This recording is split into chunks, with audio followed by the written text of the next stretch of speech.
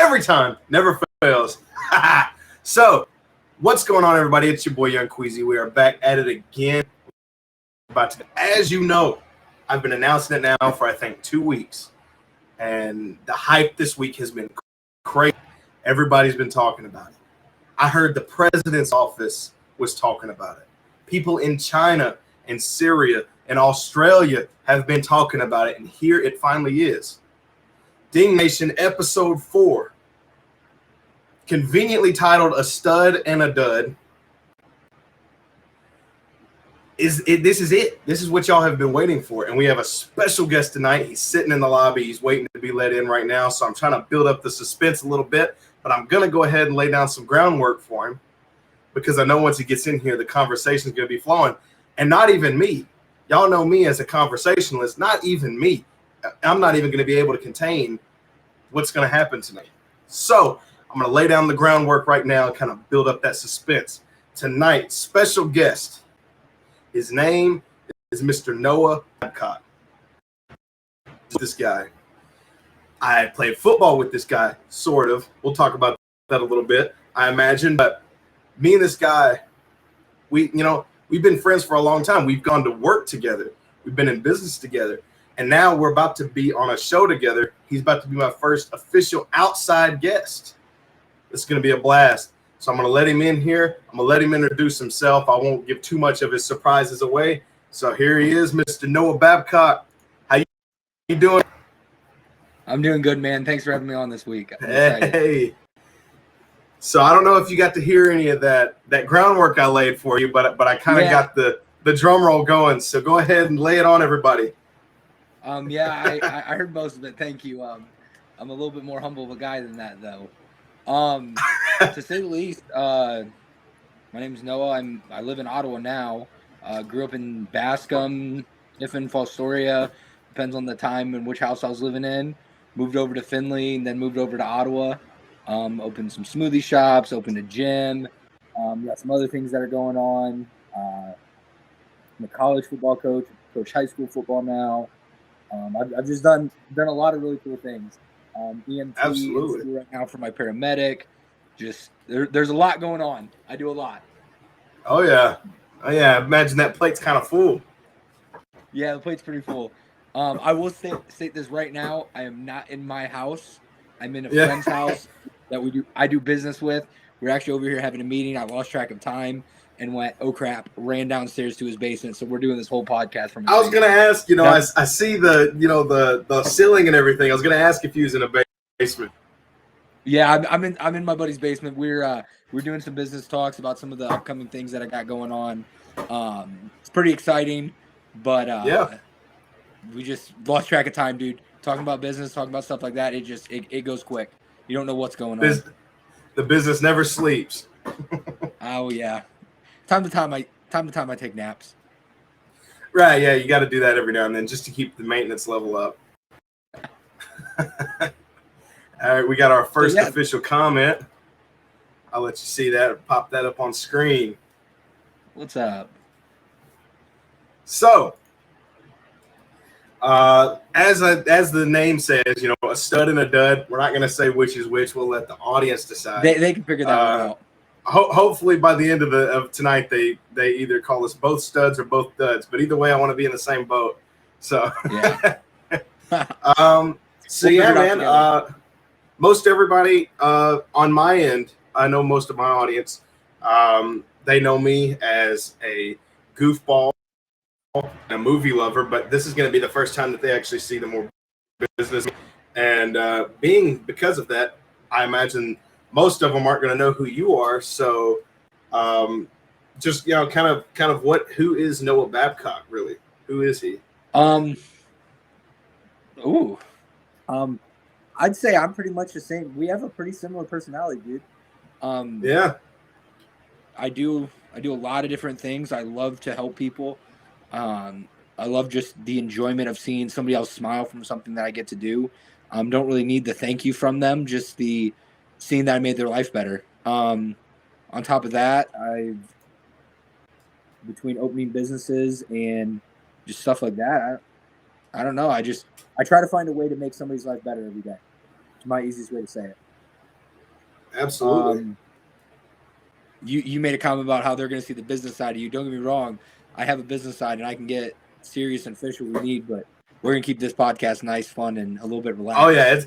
It's going to be goofy. There's no doubt about It'll that. Be a fun one. It'll be a fun one. So I mentioned it in the intro, and I'll kind of laid it up for you. I'll let you just dunk the rest of it.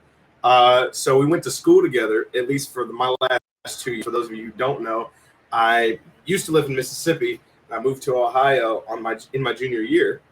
So I met this guy my junior year, and we've been friends pretty much ever since. You want to kind of talk about your school experience? Who was you in school? Ooh. I'll be honest with anybody. Try hard. I'll start with this. Try hard in school. Yeah, 100%. Y'all listen to that, you kids out there. Yeah. If you want to go on to college, try 100% in high school. Go into college, get your degree, do the things that you're supposed to do, be where you're supposed to be when you're supposed to be there, and don't mess around about it. It's something serious. But for me, that wasn't the case for me. In high school, did my CNC programming. I was kind of a goofball, multiple sport athlete, multiple clubs, just all the way around. Did a lot of extracurriculars in school.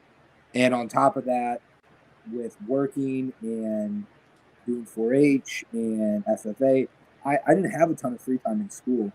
And in all honesty, I was the obnoxious kid in class. Don't get me wrong, I'm still obnoxious at times. But just I was that obnoxious kid in the back corner that teacher would say something, I always had a reply for it. It was actually worse when I was younger, but I had a teacher that kind of said something to me that set me a little straight for the most part. Better than I used to be, put it that way. Right. So I was really thankful for that teacher back when junior high. And then in high school, just between that, wrestling, track, football, it was a nonstop grind with you for football and my boys for wrestling and track. And we were constantly getting after it and doing something, whether in the weight room or hanging out with friends or working. I actually worked at 3 different jobs in high school all at the same time while going through sports. Right. So finding that balance was definitely not my strong suit, to say the least. Right. Yeah. So you mentioned you were kind of a little bit of a goofball. I got some commotion happening back here. You mentioned you was kind of a little bit of a goofball. This is going to Twitter, and I know I got a lot of people from school that follow me. I follow a lot of people from school, so they might be tuning in. You got a story or something from school, something that anybody from our class is watching is going to be like, oh yeah, that's the Babcock I remember. Oh my! During it was our senior play, I think. I had to dress up as a pirate, and they came to me during the whole costume thing, and they're like, "Hey, Noah, listen, we got 2 options. You can either be a girl pirate or a boy pirate." And anybody that knows me knows how that turned out. Had a little fun with it. Had a wig on. It was all around a good time. So I'd say that and just, it's like giving candy to a baby. Yeah. It's like, you want to play it straight or do you want to play it off the wall? Which one are you going to pick? Every time. I still, to this day, any day, I go off the wall if I have the opportunity to do it. Right. Have some fun with it. I don't want to say YOLO, you only live once, but I forget who said the quote. It was some Buddhist person. You have 2 lives. Your second life starts when you realize you only have 1 life. Right. And I realized that. I like that. We only got 1 life. So right. Anything I can find to do for fun, entertain people, make people smile, it's what I'm going to do. I'm going to pick that any day of the week. Absolutely. Well, that's how I remember you. Anyway. Yeah. and now I'm stuck with you. It seems like you ain't losing me anytime soon. So yeah, that pretty much I'd throw some stuff like that if I was going to talk about kind of my memories for who you are in school. I can I'm going to tell two because I'm going to get a little sentimental on you secondly, but I'm going to talk about the first one. I remember when you were talking about how you always had an class. I remember me and you had English class together, and for those of you who went to school with us, our English teacher was the football coach at that time. And then for those of you who don't, pretty much means anything went in that class. And I can remember believe it or not, I wasn't always talkative. I used to be real quiet and kind of to myself. And I remember I got up and I was trying to give a presentation in this English class. And Mr. Babcock here, as well as some other people, were kind of giving me a hard time while I was up there. And I remember it was one of the best times I had, especially for my junior year, which was the hardest. It was one of the best times I had, and it was one of the times I truly actually got to transition. And I felt at home. I was like, okay, this might actually work. I get this big goofball over here. He's not even letting me do my project. So, but also, people who don't know your more sentimental side, I'll say, we played football together, kind of. That's a whole other topic. We had fun. That's what it was. And but I remember I was going through a pretty tough time. I had a buddy of mine who was diagnosed with cancer, and I found out on game day. Do you remember that? Yeah, I remember. I found out on game day. It was in the locker room. We were getting all padded up and everything. We were about to go out and do our drills before the game, and I got the call or whatever that one of my buddies had been diagnosed with cancer, and I took it pretty hard. And at first I was all by myself. I was just kind of standing outside. I was alone, and I was dealing with it pretty good. And then I had Babcock come out there, and he's like, "Hey man, what's going on? I can tell that something's wrong." And we had a pretty good moment there, and so that maybe some people don't know that side of you, but you're really a big, you're a teddy bear. Yeah. I forgot to mention, I do MMA, mind you, which we'll talk about more later. Right. But he's the teddy bear that does MMA. I'm the biggest lover you could ever find. Absolutely. You need to cry on. You need a shoulder. You need somebody to talk to. I don't care where you are, who you are. Right. You have my phone number. I will be there that night. And I've driven all the way from where I live in Ottawa to Cleveland before to be with people just because they need it. You don't put a price tag on that. Those are the moments that you got to be present for. Right. And actually, I can say that's probably it's probably backwards for most people, but that's the side of you I met first. I imagine most people meet the fun, goofy, having fun side, but I was the opposite. I met your more sentimental side first, and then got to know you being as a goofball later on. So yeah, most people don't see that side because they don't ask about it. Right. But yeah, so yeah, we were pretty good friends in school. I'd say I'd certainly say one of my longest lasting friendships. Absolutely. I mean, obviously, we've still got this thing going on today. Yeah. And so you mentioned teachers telling you things that stuck with you. Did you have any particular things you learned in school outside of maybe curriculum that stuck with you? I learned, and this is going to be a shock to a lot of people. I learned a lot from one of our government teacher about life outside of school. I know it's, a lot of people don't think about that, but to me, I learned a lot through her. Outside of class, we had a lot of great conversations. I would say, and it's probably to this day, anybody can tell you I'm a talker. I'll talk your ear off about anything you want to talk about. I can make a conversation. Oh, they're gonna find out tonight. Yeah. And I had a teacher. It was actually my science teacher in junior high, and I don't remember what I was doing. I was a 7th grade at that time. Annoying, obnoxious kid, just talks all the time in front of teachers. They're trying to teach us stuff, and I just wouldn't listen. I didn't care. I was just I'm naturally a pretty smart kid, so I just didn't try. I didn't want to listen. And I had a teacher who told me one time he's middle of instructing, had a ruler pointing on the board, and he just kind of slams it on his desk, and he's like, "Noah."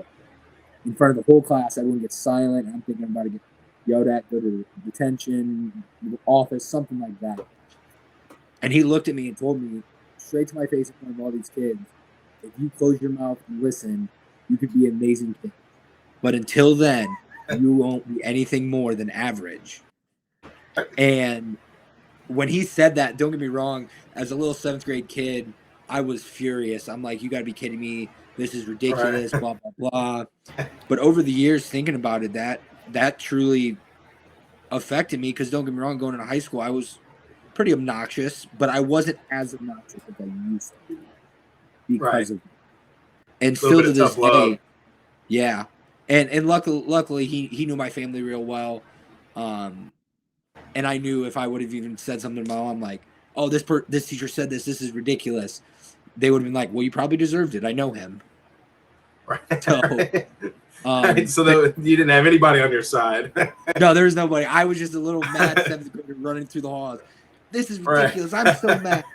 Well, it turned out now 10 years later, I'm going to try to not cuss just so we're clear. Anybody watching this, I'm trying. I'm getting better at it.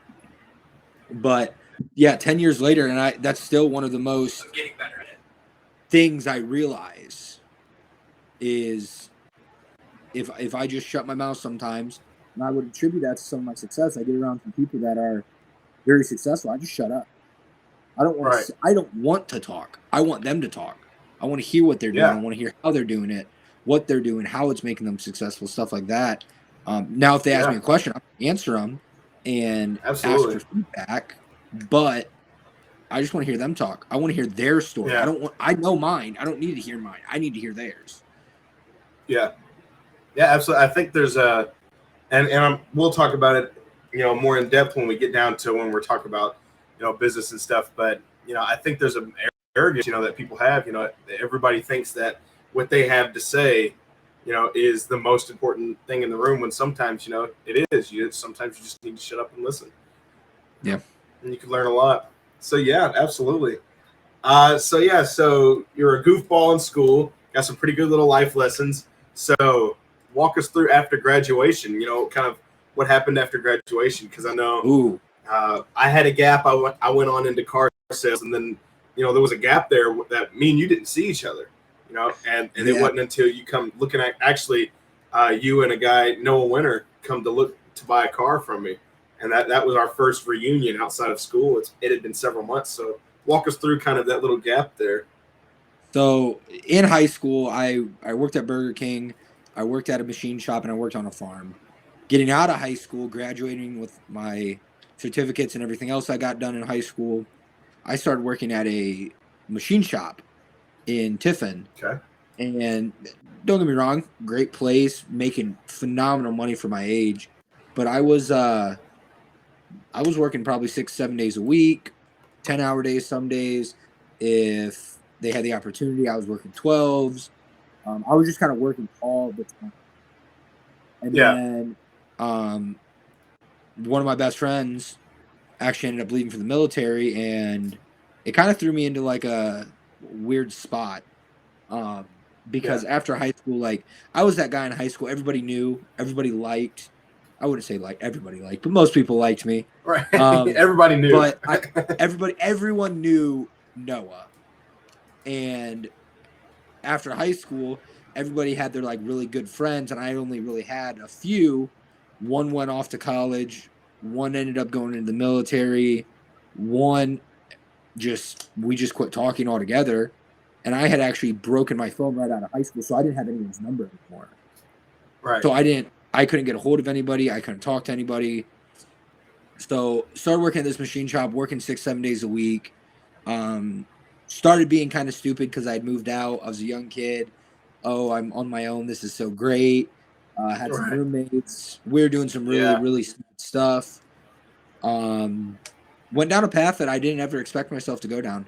Did some really stupid things. Then that all kind of changed. Literally all of a sudden at a drop of a dime on a Tuesday night or Wednesday night, I think it was. And I just decided that this wasn't the life I wanted to be. I always wanted to be a coach. I always wanted to inspire people, inspire kids. Always wanted to run businesses. And all I'm doing right now is working a 9 to 5 and that's it. I wasn't going to college yet. I wasn't making a difference in anyone's life. So that's right after high school. Do you want me to just keep going? Oh yeah. Say however you want to. So right after that, obviously I was doing some stupid stuff. Ended up moving over to Findlay. I had to move back in with my parents, which I don't know if anyone ever has to do that. Moving out and then moving back in with your parents is probably the most little punch to the pride. Yeah. humiliatingly prideful things you'll ever have to do. So doing that, I didn't tell anybody that I had moved back in with my parents. Right. Just because I didn't want anybody to know that. I didn't want that to be like oh my, Noah's moved back in his parents. He couldn't make it on his own. Because the money wasn't the problem. My landlord ended up deciding to sell my house. Yeah. So that kind of happened. Moved to Findlay, was kind of debating on going into the military, debating on what I wanted to do. My friend went into the Army. My other friends went in the Navy. So I just kind of thought, hey, this is what I got to do. I'm just going to leave. And thought that rubbing for my problems would be a good idea. And that wasn't the case at the time. Thankfully, I got injured. The greatest blessing in disguise I've ever seen is I actually ended up getting injured. Pause 1 second.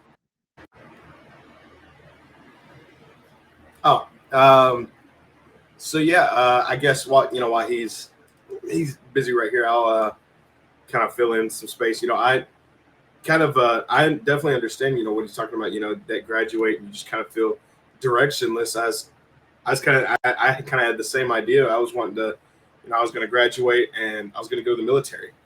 And actually one of our other guys we graduated, Justin Coleman, if he's listening, what's up, man? But me and him, kind of had the same plan. We were going to go to the Marines together, and it got up to it, and I was this close, and it just didn't feel right. Had that gut feeling that that wasn't the right path for me. So I backed out, and I changed course. And the problem with doing that, after you plan for so long, is now it's like, well, now what do I do? There's no direction here now, and that was something that was tough to overcome. So I definitely, it's interesting hearing that, kind of you had the same pattern. So you mentioned you got injured. So so sorry, that was one of those people that they call, I answer to make sure they're good before I tell them I'll call them back. Oh, you're good. No, with my thing. Well, one thing I forgot to mention, after high school, I was debating on either going to a Division III school to play football or going to Toledo and getting my master's in engineering is what my end goal was. But then right out of high school, first couple weeks out of school, I ended up getting injured again. Or I got injured the first time, and then I get injured later. So then all that happened. I get to that point where I'm about to enlist in the military. I'm probably 25 pounds at most away from my goal. I'm like right there at I'm shipping out in a couple weeks. And I messed up my right knee, blew it out. I was kind of in another place of like, what do I do? And at that point, I had lost probably 40, 50 pounds at that point, and I ended up gaining back well over almost 100 pounds. Yeah. I think as of now, the heaviest I could say I've ever been was 330. And then, so after I got injured, I didn't go to military. Mind you, everybody in the military, I'm extremely thankful for you. I'm extremely grateful.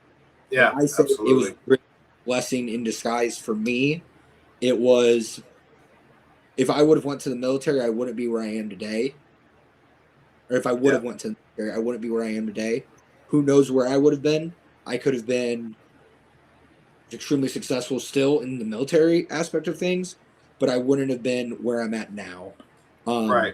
So after that, I got really down on myself, started doing my therapy, legs started to come back, started to go to this smoothie shop in Findlay, and was drinking these teas after work every day. And I was a third shift guy. I was always tired. I worked all the time. So then I started going to get these teas, and I started to notice this energy. Mind you, on this podcast, I'm not selling any products. I'm not pushing anything like that. Hold on 1 second. You got something's up with your audio right now. You just cut out. Can you hear me better? Yeah, I can hear you. It just every little bit it just kind of warbles out a little bit. You're good though. Okay. So I'm not going to try to sell any products to anybody. I'm not going to push any products on anybody with this where we're going, but just explain my experience with everything that happened. So started going to the smoothie shop, started loving these teas, started to drink these shakes, started to feel good, started to be able to do more, started to notice I gained weight back, but I started to lose a little bit more. I wasn't really working out. I really wasn't doing anything different for my daily life. So I really fell in love with it. And I was sitting there talking to the guy that owns it, talking about how I had started like a lawn care business in high school. I did some really cool things then, stuff like that. He goes, "Oh, you seem kind of like that." Yeah. And I was like, "Yeah, I want to make a difference in somebody's life." You know? Yeah. And he kind of mentioned to me, he was like, "Well, you can come work here at the smoothie shop with me. I can kind of teach you what we do, stuff like that." And it was a good time. And originally, I'm like, in my mind, I'm thinking, why do I want to work at the smoothie shop with this guy? I'm making $5,000 to $6,000 a month working as a programmer. Yeah. And doing tool and die stuff. Why would I want to do that? Why would I want to waste my time? And he goes, "Okay." And I even told him that to his face. I said, "Hey, I don't mean any disrespect. I need to know why you're saying this when this is what I do now." Yeah, absolutely. And mind you, he always seemed happy at work. He was playing music, playing on his phone, talking to people. Like, he was just having a good time. And this ends up being one of my first mentors out of high school. And he told me, I had asked him, why would I want to do this? And all he does is he takes his phone, he turns his phone around and shows me his check here. And showing me that check, I was kind of just like, oh, okay. I see why you're saying I should do this. And he said, and this isn't even a big check. I have friends that make bigger ones. And so continue talking to him, stuff like that, going to find out about the business. I end up helping him grow that smoothie shop, and then moving over to help open another smoothie shop. Then move over to Ottawa and open that one. Have looked at different places, built a team of people that can help me grow a business into what it is now, which I put it on the back end for now, but I will be picking that up eventually. Had a shop under me, ended up selling out of the smoothie shop, and all around in that time, it was a great time. I can't tell you anything. I can tell you there were bad times, don't get me wrong. There were some nights I stayed up late and had some real conversations with some people that I really looked up to and cared about, and with my mom. Mind you, my mother, I love you if you're out there watching this stupid. I love my life. I love you. But just a reminder. Yeah, just a reminder. And anybody that knows my mom knows that's where I get my personality from. She's not the obnoxious, but she's the you need something, she's on her way. So I love her to death for that. But did that, opened a gym, sold a gym, did MMA in there. Gonna be doing MMA again, which we'll talk about. There's just, I don't know, it's been a crazy ride. It's been some really fun things. I got a lot of really fun things that are coming up. There's just, I can't thank people enough. Smoothie Shop introduced me to some of the greatest people in my life, some of my greatest friends that I've made from that. I've learned some of the most amazing advice from that. And it's all around. I can't say I really hated anything I've done up until this point in life. I'm loving it. I'm loving the life I'm building for myself. I'm really, really loving the life that's going to Yeah. happen over the next few years with some of the events and endeavors that I have going on. So that's super exciting. Yeah. Yeah. Awesome. Yeah. I was gonna say, your mentor is that was over at the smoothie shop. That's Josh, and I'm assuming, Yes. right? Right. So yeah, Josh, if DJ you're watching, what's up? DJ Smooth. Yeah. So actually, I'm gonna kind of rewind to where when I don't know how soon it was, but like I said, I started selling cars several months out of graduation. I was just and it was doing pretty good. I was actually doing pretty good for myself, and we actually kind of had, it sounds like, the opposite reaction, and I'll tell you a little bit too, because so I was selling cars, and I'm not going to be on here to brag, but I was doing really good for myself at the car dealership, and like I said, I hadn't seen anybody from school during this time, and one day I get a call from this guy right here, and he tells me, hey, in winter, I wanted to come over and look at some cars. You want to show us some cars? I said, come on over, come see me. And that was one of the best days I had, there at the dealership, because, we went on some test drives and we just rode around and we just got to reminisce, and we got to talk about, how life had, been for us. And it was actually you who said it at the end. And like I said, I'd been doing pretty good, and we had been talking about it. And you told me, you said, wow, it's crazy. Of all the people that we graduated with, it's crazy how successful you are. Because you saying it's weird, because, you had the people who you expect to be successful and stuff. He said, but of everybody, you're the one who's doing the best for yourself right now. And I had a negative reaction to that.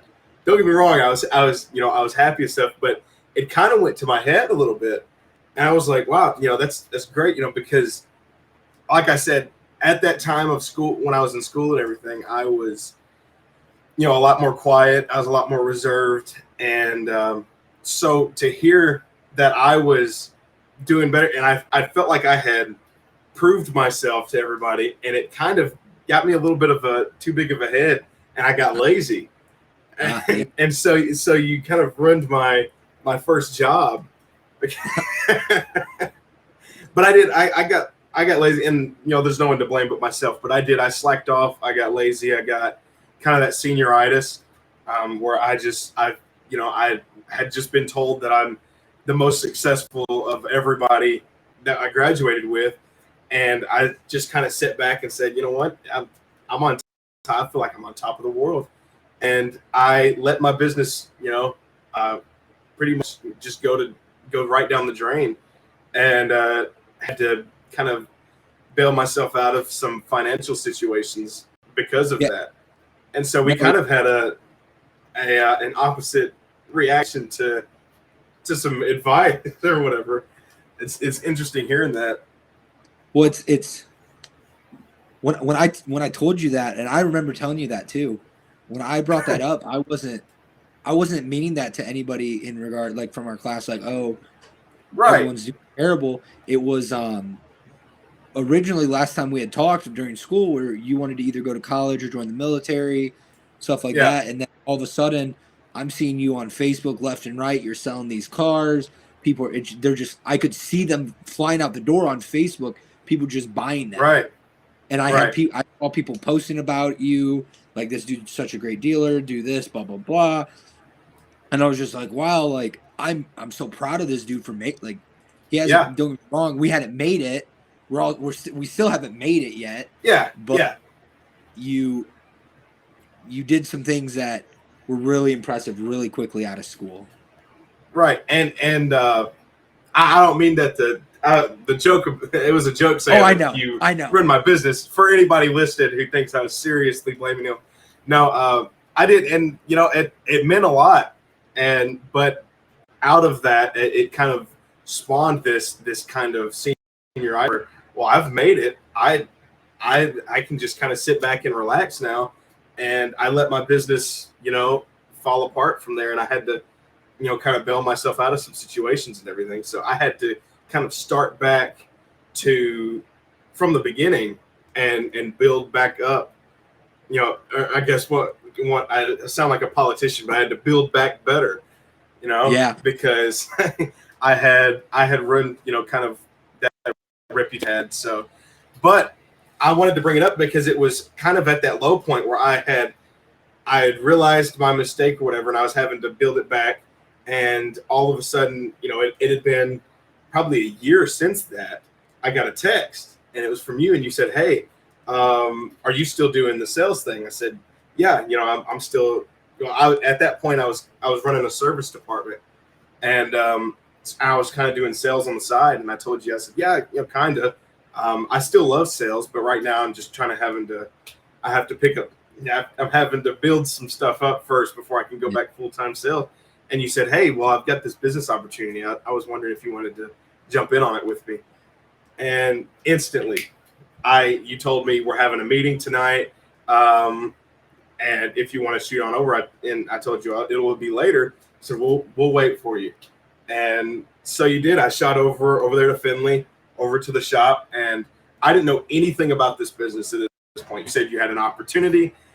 Was I interested? And I was hooked. So I popped over there, and I was hearing all of this for the first time. Hey, we got this shop, and we're doing this, we're doing this. I met Josh and Miranda for the first time. Actually, I think Chris was in there too, and so and even Michael, I think. And so I met everybody, and it was the first time since the football team that I felt like I had another group of, almost a family dynamic. And even though I wasn't as close with the team here, I felt I was starting to feel that again, and it inspired me. And that was one of the big things that helped me kind of pull myself out of that. But yeah, I remember you getting in that because you shot out, or you reached out to me and everything about it too. Well, and I remember they told me, they're like, name 5 friends that you would do business with today. Right now, name 5 of them. And I listed off 5 friends, and they're like, all right, send a message to every single one of them inviting them tonight. And you were the only one that responded or showed up. Right. And that's one thing I've learned is, I think it was Bill Gates. I always see this stupid poster out there about Bill Gates. And he's like, I pitched my business to 2,000 people, 200 listened, 20 people were invited to come, only 10 showed up, and 2 made me a billionaire, or something like that. It was something ridiculous like that. Pitch it to 2,000 people, and I had gotten lucky of the one of the 5 were you, and we did some really cool things. Yeah, we did, and we've had fun. Yeah, and like I said, I didn't know anything about what you were pitching or kind of what the opportunity was, but I trusted because we were already pretty good friends. And like I said, we built from kind of your more compassionate side, so we kind of had already connected on a more emotional level as well too. So I trusted. As soon as you said I have an opportunity, I think you're going to like it, I was all in, and I trusted you from the get-go. Yeah. And so yeah, we've had a good time. So it's crazy thinking back to that now because life is so much different. I think back to me then, I'm like, oh, what was I thinking? With my sales and everything, I was like, I could have been doing pretty good. But then again, kind of like the military story, if I didn't fail then, I wouldn't be where I'm at now. Yeah. So yeah, it's interesting hearing that. And someone said, love the stream setup. Appreciate it. Hey, who is Fam with the Ham? That is she's one of the gamers that gets on with us. She was just like on not occasion. Cool with this dude. Just realized you nod a lot. Yeah, I don't know. Yeah, I was. Oh, okay. Yeah, I kind of sit here just a little like, yeah. Yeah, it's kind of for both. And now I'm self-conscious about it. You were talking, and I was just trying to hold my neck still because I was like, oh, I've been nodding this whole time. Oh no, I saw it, and I'm like, who cares? I don't know who. Okay, so you can't. Not, but I do. I was gonna say you can see them over here. Yeah, I was gonna say I didn't know if you could see them. All right, there you go. So yeah, said she loves the stream setup, so I appreciate it. Yeah, so I guess we kind of talked about it, and you've kind of brushed over it, but kind of tell us the glamorized version of what you're careers look like? All the positives. Some of the positives are just one, being my own boss, not working a 9 to 5 every day. Right now, technically, I have a 9 to 5 part time that I kind of pick up just because I enjoy what I do. I work in now, but we'll talk about that. But getting from the beginning, working in that first smoothie shop, it was fun. I was meeting new people all day. We were growing a business. We were rocking and rolling, making pretty decent money, and I was just having fun. And eventually, it got to the point I was still living with my parents. I didn't have many bills. I had my car.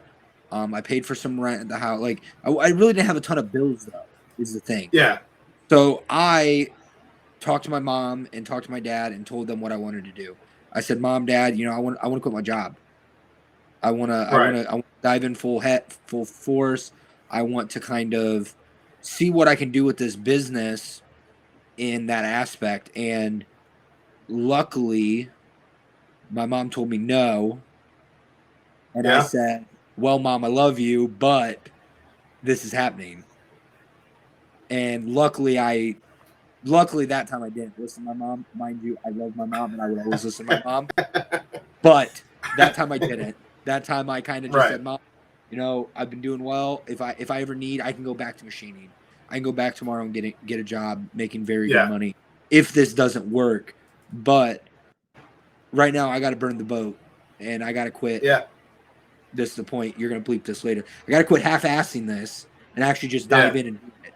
I can't keep, oh no, I can't go. I can't do it because, I'm just part-time. It's just, I had that mentality of I'm part-time, so I don't need to give it my all. And that wasn't the mindset I needed.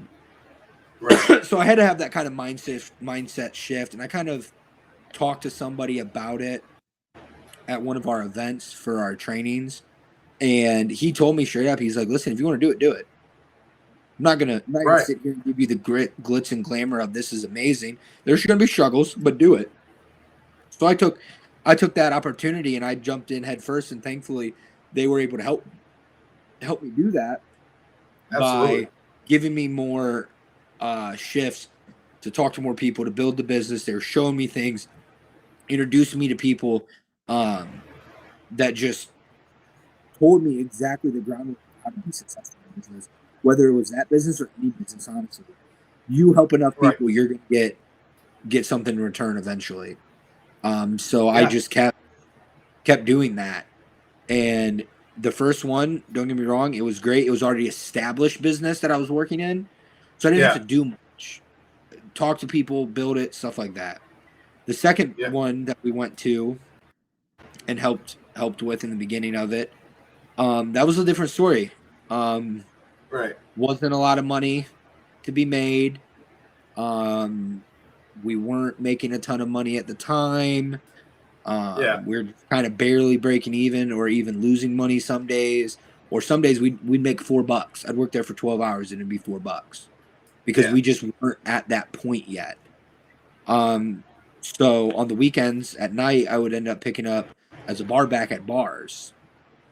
Yeah. Well, then I got injured bartending and broke my nose. Somebody punched me with brass knuckles. So that was a whole heck of a time.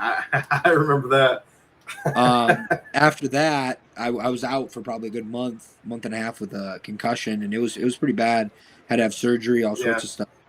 And thankfully, I had some friends around because my parents were working full time that could help take care of me and help me get place to place because I couldn't drive. I was on pain medicine all the time because it hurt so bad. Well, then, after that, decided MMA was something I wanted to try to kind of do for fun on the side. Got back in the smoothie shop at the original one. Started making some money again. Started working MMA, bartending. So I started doing a lot really quickly. That kind of led to my busy life. Right. And then eventually built up enough cash, and I just said, "Screw it, I'm doing this." And I jumped over to a town that I didn't know where it was. I didn't know anything about it. I'm brand new to the area, and I just head first jumped in. I didn't even know the town, what it was called at first. I had a had to phone. put it in the maps. Oh no, this you're gonna whoever's watching this now, future, whenever, they're gonna laugh at me for life.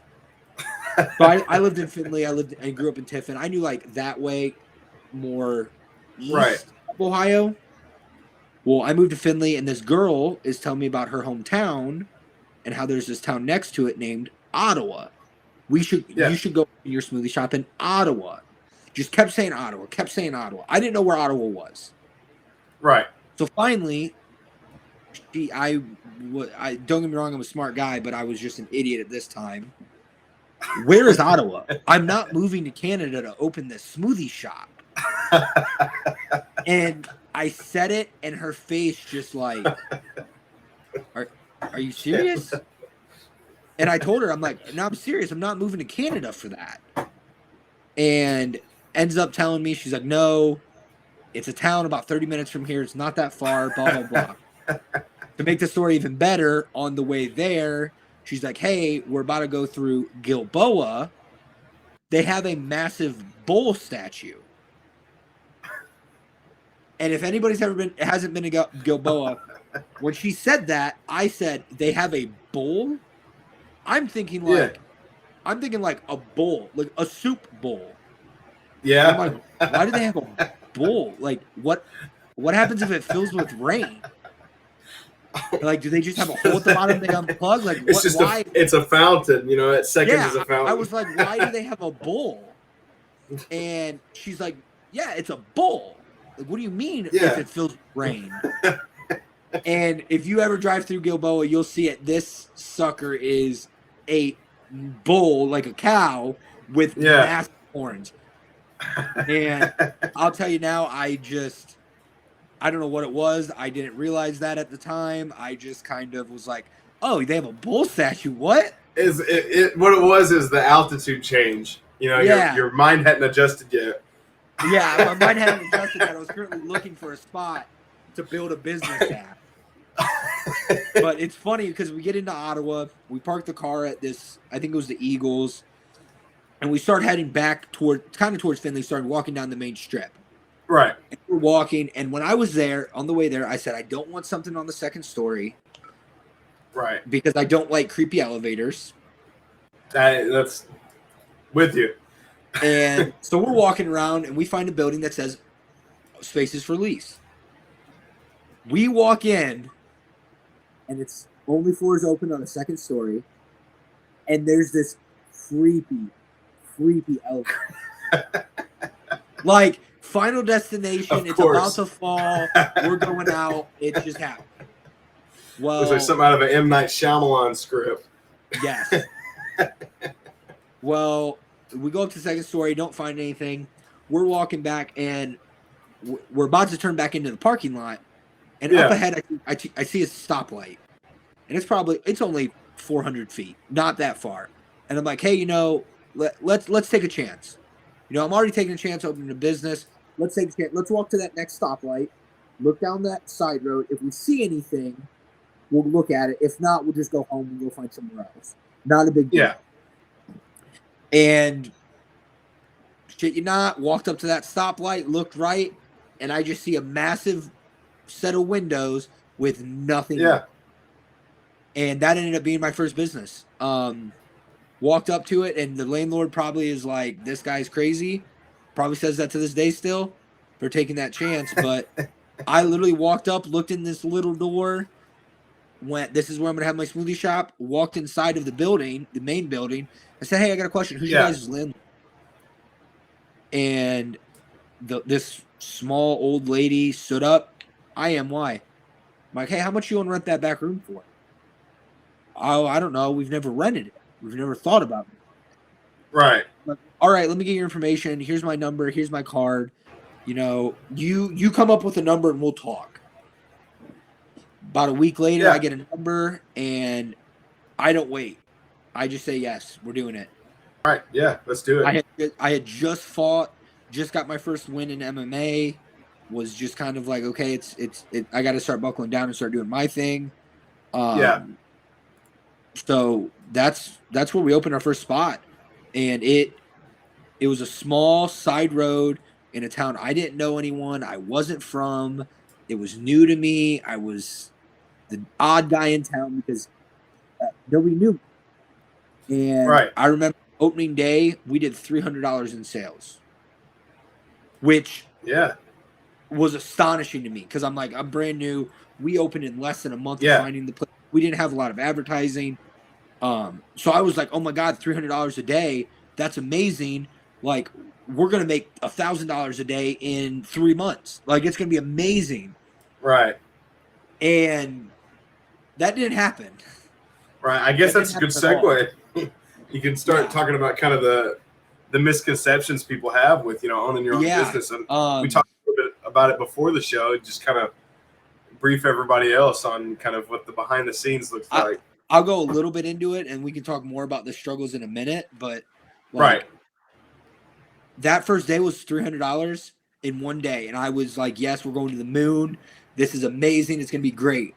And I don't think I hit $200 a day for the next 5 months, 6 months. Never once did I hit $200 a day in sales. So we had that first initial like, yes, I'm so excited, and then we started kind of like stayed steady at about $100 to $150 a day, and it was very consistent. It was enough to break even, but I wasn't making money. And at this time, the other thing I was doing was I was bartending some nights. Well, not bartending, bar backing some nights. Yeah. Making $100, $200 in a weekend. So wasn't great money, but it was enough to keep me alive, keep my dream of what I was trying to do. It was to the point that, and this is something you didn't know, like it was to the point that like I was struggling so bad with money because I just wasn't making money. We weren't. The money I was making bartending was literally paying for my gas and my car payment, insurance, and phone every month. So like I wasn't making a lot of money. I wasn't living the dream that everyone thought I was. I would literally make a shake for somebody and just throw the extra that they weren't like I didn't put in the cup. I just throw it in the cup. Or that was food. that was my food. Or I'd be making shakes and I'd put extra protein in the shake just because I couldn't afford to go to the grocery store to get food. Yeah. And I had already had the product and was just making enough to break even and cover myself a shake. So in that regard, like it wasn't all peaches, sunshine, and rainbow like I thought it was going to be. Right. Now, mind you, I had some mentors that told me, hey, it's not going to be a pitch perfect thing. It's not going to be millions of dollars right away. And that's what and I knew that, but I didn't know it'd be that kind of struggle. Right. And that adrenaline and excitement from, this is the first step into something big. And, naturally, you kind of go in with the hope for the moon. Maybe a more optimistic look. And not that optimism is bad, but too much optimism can be blinding sometimes to the reality of it. And so, I definitely see where you're coming from on that. Trust me, it was blinding. I did not think what was going to happen happened. And I had one of my mentors I would call every day and talk to him. And I would say, hey, dude, you're never going to guess this. You're never going to guess it. And he's like, what? I'm like, we did 5 shakes today. Right. And he's like, all right, like, dude, you only did 5 shakes, dude. You're not making a bunch of money yet. I said, I know, dude, but yesterday we did 4. It's getting better. It's getting better. And that optimism just kind of blinded me in that regard of that. And for 6 months, every single day, and I still have the journal at my house. It's under lock and key because I don't need anybody to read those notes and journals and stuff. But every single day I would wake up every morning, I would journal and I would write, it's going to be amazing when I hit that 100 shakes. It's going to be amazing when we're making the money. It's going to be amazing when we're affecting these people like we can. Yeah. I always put a stupid quote, and I don't even know why I put it. because like even now, like I'm like, I don't even like that saying, but I don't know why I put it. I put something stupid on the bottom of the page every time. I said, "You're just a diamond in the rough. Give yourself time. You're just a diamond Yeah. in the rough." Yourself, and that's how I ended every single journal. And I don't know Yeah. why. I don't know what caused me to do that, but 6 months later into the business of like we're struggling, and I'm getting to the point. I'm like, dude, if something doesn't change, I'm gonna have to give up. Right. I can't keep living like this. I got dreams, but I can't do this. Yeah. Oh, all of a sudden, I changed a few things in my business. I changed how I was acting, and I went out and started getting back to work because I thought I made it. I own my Yeah. own business. I made it, and that Right. wasn't the case. So went out, started getting back to work, doing that stuff, and I remember it like the back of my hand. It was January 4th, no, like January 13th. Yeah. And I don't know what it was about that day. I hadn't done more than 15 shakes in a day since opening day 6 months prior. Yeah. And that day, for some reason, did like 26 shakes. Yeah. Hit like $350 in sales between that and everything else. And I just called my buddy and I'm like, dude, you're never going to guess this. And he's like, what? I'm like, dude, we did 26 shakes. He Yeah. goes, yeah, that's great. But that's not making millions. You're not Yeah. killing it yet. You haven't made Yeah. it. And I said, I know. But yesterday we did 7. Yeah. And I still had that Yeah. optimistic mindset. Yeah, it's important to celebrate, the victories, even the small ones, but you have to celebrate it with a little bit of realism in knowing that, yeah, we've succeeded in this aspect, but we can always do more. Yes, You know, that is it's 100% a fact. right. It's kind of like, I don't know how much you keep up with, the Oscars and stuff like that, but I remember a couple of years ago, Matthew McConaughey actually won an Oscar, and he got up. His speech that he gave was 10 years. He's always the 10 years. Oh my gosh, I listen to that all the time. I love that. Right. I love that. Right. For anyone who's watching right now who doesn't know what it is, basically what he says is, they ask him who he wanted to be, who was his goal. Yeah. And he said, it's me in 10 years. And then every time he'd reach it, okay, you've reached it. He's like, no, it's me in another 10 years. And he's always chasing his future self because, he's just striving to be better. And I think that's important for anybody who's wanting to go into business. Obviously, when you have these little victories, yes, it's important to celebrate or you're going to get discouraged, but always know that you're chasing your future success. Always chasing your future success. So yeah, that's cool to hear. So it kind of sounds like we had a little bit of the same arc. You'd kind of felt like you'd made it at a certain point and kind of had fell off the horse a bit, and you had to get back at it and kind of start from the beginning again. Yeah. So yeah, well, it's interesting to hear. It was crazy because we did. I forget whether it was 26 or 27 shakes or 24, whatever it was, and the next day I'm like, okay, that was a one-day thing, whatever. The next day we do 33. The next day we do 45. The next day we do 58. The next day we do 70. And we're just like growing at such a rapid pace that I'm just sitting here that like I don't even know what to say. I don't know what's happening. I'm going from a couple $100 in revenue a month. Yeah. I'm going from a couple hundred revenue a month to all of a sudden we're bringing in 8-9 grand in profit. And it was just a completely new thing to me. I had always made money with machining, but I hadn't made that much money. And we were moving. I was looking at other locations. I was just doing the deal. I was pitching the business to people. I was showing people what we were doing. And it was all around a great time. And then all of a sudden, I remember to a day, to the T, I think it was March 13th. It was a Sunday. Yeah. DeWine comes on the TV. DeWine at Daily DeWine or Daily Wine with DeWine, everyone talked about. Right. And up until that point, it was COVID, and I hadn't really noticed anything. Where I was Yeah. living, really didn't have any problems. Nobody had COVID yet. We were one of the last counties to get it, and it was after that we even got a case. Yeah. And I remember to that day, it was a Sunday. We blew it out of the water. Most shakes I'd ever done. And we had that 4 months, or we had 5 months of really good success, 6 months. Yeah. And then all of a sudden, he comes on the TV and he just says, starting tomorrow, all businesses are closed, carry out only for restaurants. Yeah. And to me, I was like, I just hired, and this was probably the hardest thing I'll mention about the COVID. Yeah. Was I had just hired 5 brand new people.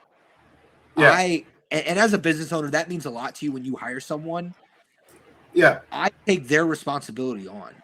And I know some people are going to say, no, you don't. That's their job, blah, blah, blah. No, I take their responsibility on in regards to, I promise them so many hours a week. If I can't fulfill that, they might have a kid at home that goes hungry. They might be a high school kid that needs gas and insurance paid for. So to me, that was a big deal when I took those employees on, because up until that point, I hadn't had any. And that same week, I had to let all 8 of them go. Yeah. Because of COVID. And it was probably the most devastating thing. I won't say I cried often. I don't cry often. Yeah. But I cried when I had to let them go, just because I was a young business owner. I thought I was doing what was best for me, but what was doing best for me was also going to have to hurt other people, and that wasn't me. Yeah. I wasn't the hurt the people type. So I learned real quick that I can't take things personal in business, and I need to understand that when that happens, that's not my fault. But we went from 130 to 150 shakes a day, we're on pace to make almost 15 or 20K a month. Right. I think the day after, March 14th, that Monday, we did 5 shakes. Yeah. I had just been on a string of, I hadn't done less than 120 for 2 weeks. And I went to 5 shakes. Just drops. Yeah. Overnight. And I had to get right back to work of hey guys, we're still open. We're still here. Don't forget about us, that and the third. And it was hard. It was really hard. And then by the end of that week, I had to let some people go because I didn't want to put the whole business in a situation where we would struggle to the point that we would have to close, like some businesses that I knew having to do, sadly. So that was part of the struggle and part of the journey. But through COVID, we stayed open. We were I don't want to say very successful, but we were pretty consistent, making money. I had 2 girls that worked for me pretty regularly that I was able to keep until it got to the point that I got comfortable and we just kind of stayed stagnant. Yeah. And then I started to have a little struggles with myself mentally, which is okay. It's okay for people to have mental struggles because business is not what it's cracked out to be. Some people, and Gary Vaynerchuk says this really well, some people want to be that number one guy, but all that number one guy is a firefighter. You come to me with a problem in my business, well, guess what? I'm the one that has to fix it. I can't send it up the ladder like I can somewhere else at another job, which is great for some people. To me, I love it. I love putting out those fires. But to some people, that's not what they want. They like being that number 2 or 3 guy where they're like, well, I'll tell my boss. Yeah. And then that's it. They don't have to worry about if it gets fixed or not because, well, now their boss knows. Their boss has to fix it. Yeah. So that all went on. In the process of all that, decided to sign a lease for a fitness studio. Yeah. So that was pretty fun. Signed the lease November 1st, and then December 16th had surgery on my tonsils. Yeah, yeah. And a little bit later, I want to talk about that too, and you can kind of tell your story on that because I think that story is pretty fascinating in itself. Yeah, we'll talk about that a little more too. But The 16th had the surgery. 17th, got rushed to the hospital by one of my friends. Then rushed down to another hospital and observed overnight and made sure everything was okay. But it was a scare. It was a real scare. Yeah. I texted my mom that night on the way to the hospital and told her, "Hey, I love you. Something's going on. You need to text my friend Josh or Jasmine, and you need to talk to them. They'll be able to fill you in. I can't speak. I'm at the hospital." But I wanted her to know that, one, I was at the hospital, and two, that I loved her still. Because in that moment, if you would have been in my situation, you would have people would think it was a scary situation. There was a lot going on. There was a lot of things not going right, and I didn't know how that night was going to play out. Not going to tell anybody. I was confident and excited, and yes, I'm going to be fine, and this is not a big deal. I was scared, and I don't say that often. I'm a pretty, I don't want to say quiet guy because I'm not quiet, but I'm quiet about myself. Right. Yeah. Reserved in that way. Yeah. This is probably one of the first times I'm going to open up and actually talk about things, about business and stuff like that. I don't need to. I like to hear other people's, like I said. I like to talk to other people and learn from everyone, because I don't care whether you're the janitor at our business or you're the CEO. I can learn something from you. Yeah. Yeah. So that night was really scary, and it changed a lot in my life in regards to how I looked at things. I had always been I'm going to take the risk, but after that night, I'm like, I'm going to take the risk, because I almost didn't have the opportunity anymore from that night. So then going on after that, had a real long recovery because of that. It was probably 2-3 months before I could even get back to doing anything. At this point, I had moved out on my own into my house that I live in now in Ottawa.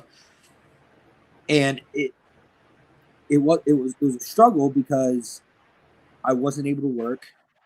The smoothie shop was still there, but I wasn't able to be there all the time anymore, because I was trying to do my own recovery and get back to where I should be, to give them the best version of myself. The gym wasn't open, so I had just signed a lease, and I was paying rent on a facility that wasn't even getting progress done on it, because I was in recovery. I couldn't do anything. So then after that, moved on, ended up selling the smoothie shop at the beginning of this year, to kind of pursue the gym and pursue some other things I wanted to do. Right. Opened the gym up. It was going well. It's a great thing that's happening right now over in Ottawa. I ended up actually selling out of that as well for some personal reasons. It's a great gym. I still go there consistently. I still train there, jiu-jitsu, and nothing like that. But just I have some things personally that I have to live up to, and they weren't aligning with my goals in life. Which is perfectly fine. It's okay to cut ties with something if it's not what you want to be. So after that, during this time in January started my EMT basic class, because I noticed that there's a need for volunteers in my community. And I want to say about 3 months into that, I don't know what it was, just something switched in me, and I'm like, I love this. I love this opportunity to help people. I love this opportunity to teach people about, I don't want to say health, but helping people with their health. And I had never wanted to be, if you asked me growing up, do you want to be a firefighter? Do you want to be a paramedic, an EMT? I would have told you no. I don't want to do that. That's not me. That's cool. It's not what I want, though. And all of a sudden now I'm a 23-year-old guy that's pursuing a career in paramedic and firefighting eventually. Currently in school, halfway through that EMT basic class, decided this is what I want to do. With their work schedule, they work 24/48 or 24/72, depending on what department you're on. So you're working anywhere from 8 to 10 days a month. And decided this is what I want to do. I've met some really great mentors in that as well, that have taught me a ton. Some of them, one of them, I'm in his basement right now.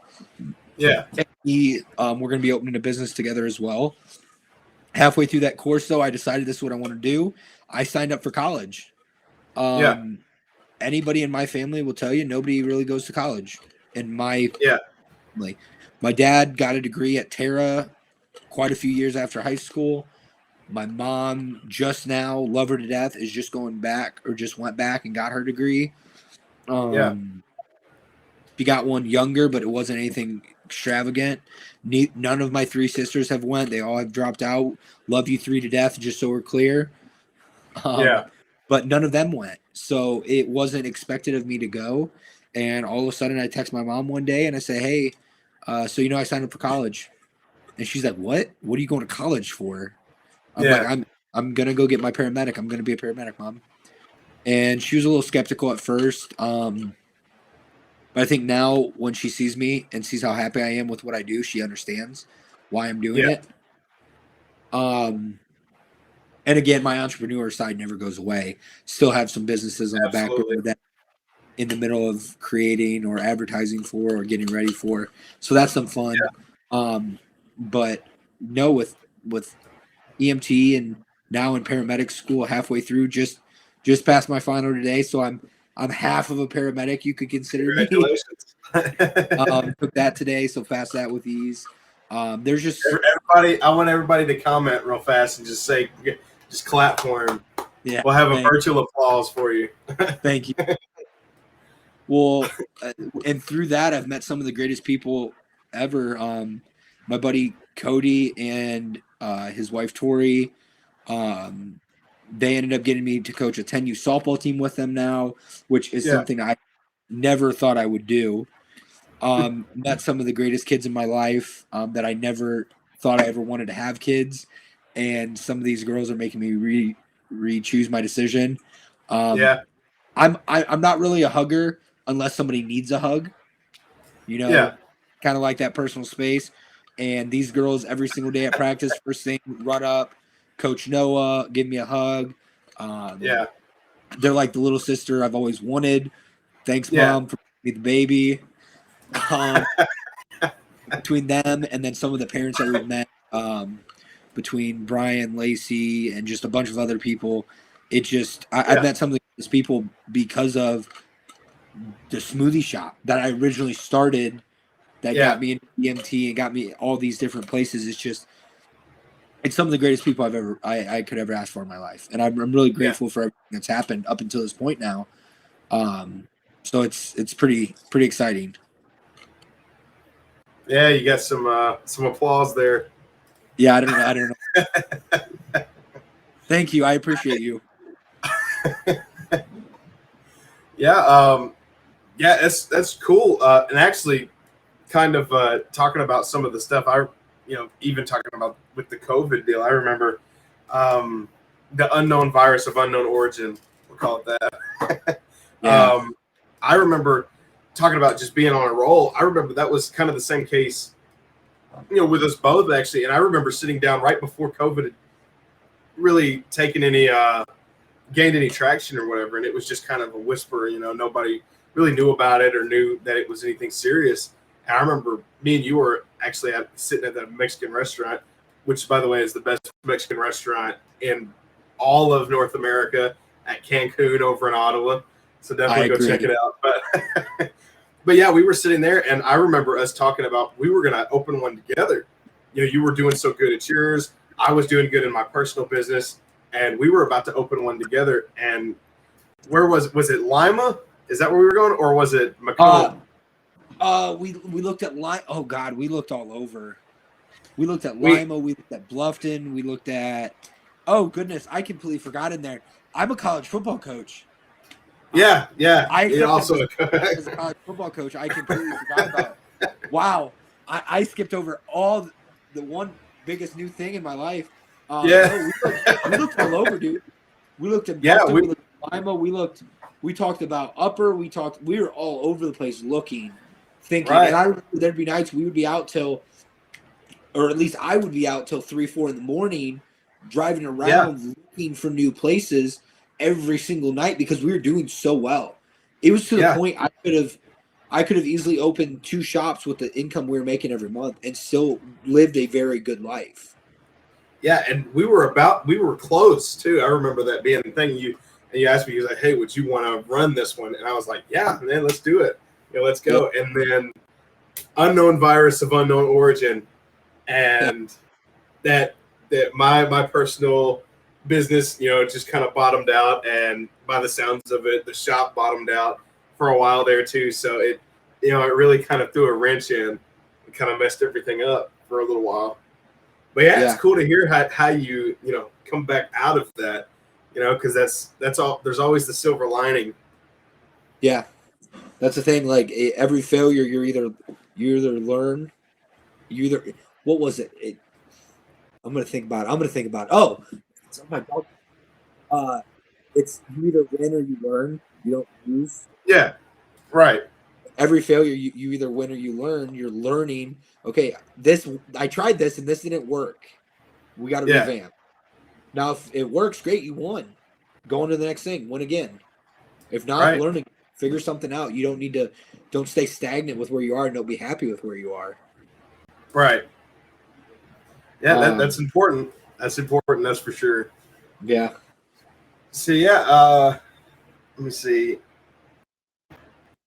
I had one question I wanted to ask. It's kind of sound kind of cliche for asking, but you squeezed a lot of experience, into such a short amount of time. I mean, we're not even 5 years out of high school yet.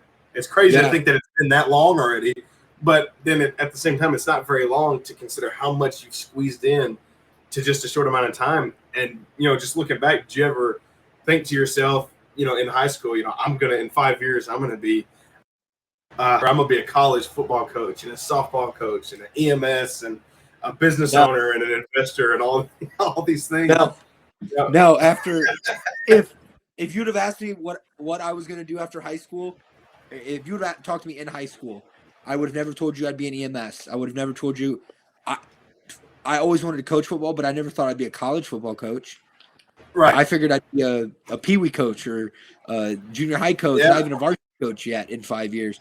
But no, I thought I would be graduating right now with my master's degree in engineering. I would be going to work for an engineering firm, save my money, and maybe eventually when I'm 45, I think I have a plan at home. I'm gonna have to see if I can find it. My goal was to open my first business by 45. Yeah. And I opened my first business at 19. Yeah. Well, I mean, you think about it now. Can you imagine if you had waited that long to start the stuff that you're doing now? That's insane. No. I never thought I'd be a college coach. I never thought I would be where I am now at all. I'm living in a town I didn't even know the name of. Right. I didn't know the name of this. With a statue / fountain of a bowl. Yeah, of a bowl that is in an actual bowl. It's a cow. Like I would have never in a million years, if you would have asked me where I saw myself, it would never have been here.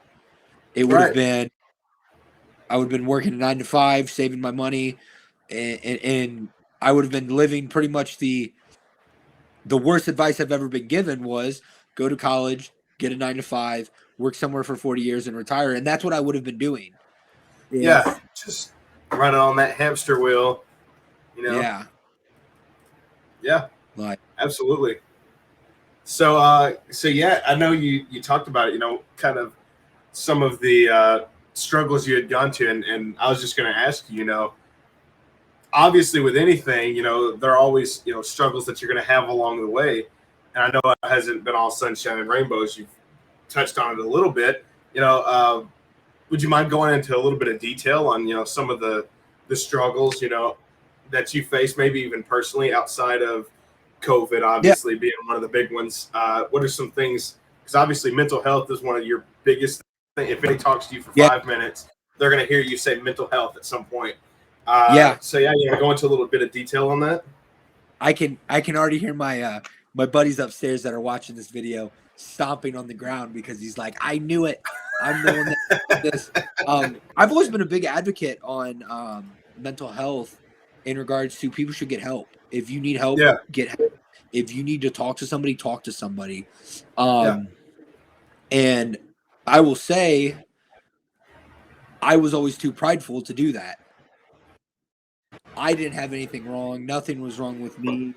this, that, and the third. I'm perfectly fine, blah, blah, blah. And it wasn't everybody else that needed help. I was there to help. I'm the type of guy, if you need the shirt off my back, I'm going to hand you the shirt, even if it's negative 40-degree weather. It's going to benefit. It's going to negatively impact me, but you're taken care of, and that's what I care about. I care that somebody else is taken care of before I care about myself. Yeah. And the biggest obstacle in regards to mental health that I struggled with was accepting that I had an issue, accepting that I need to go talk to somebody.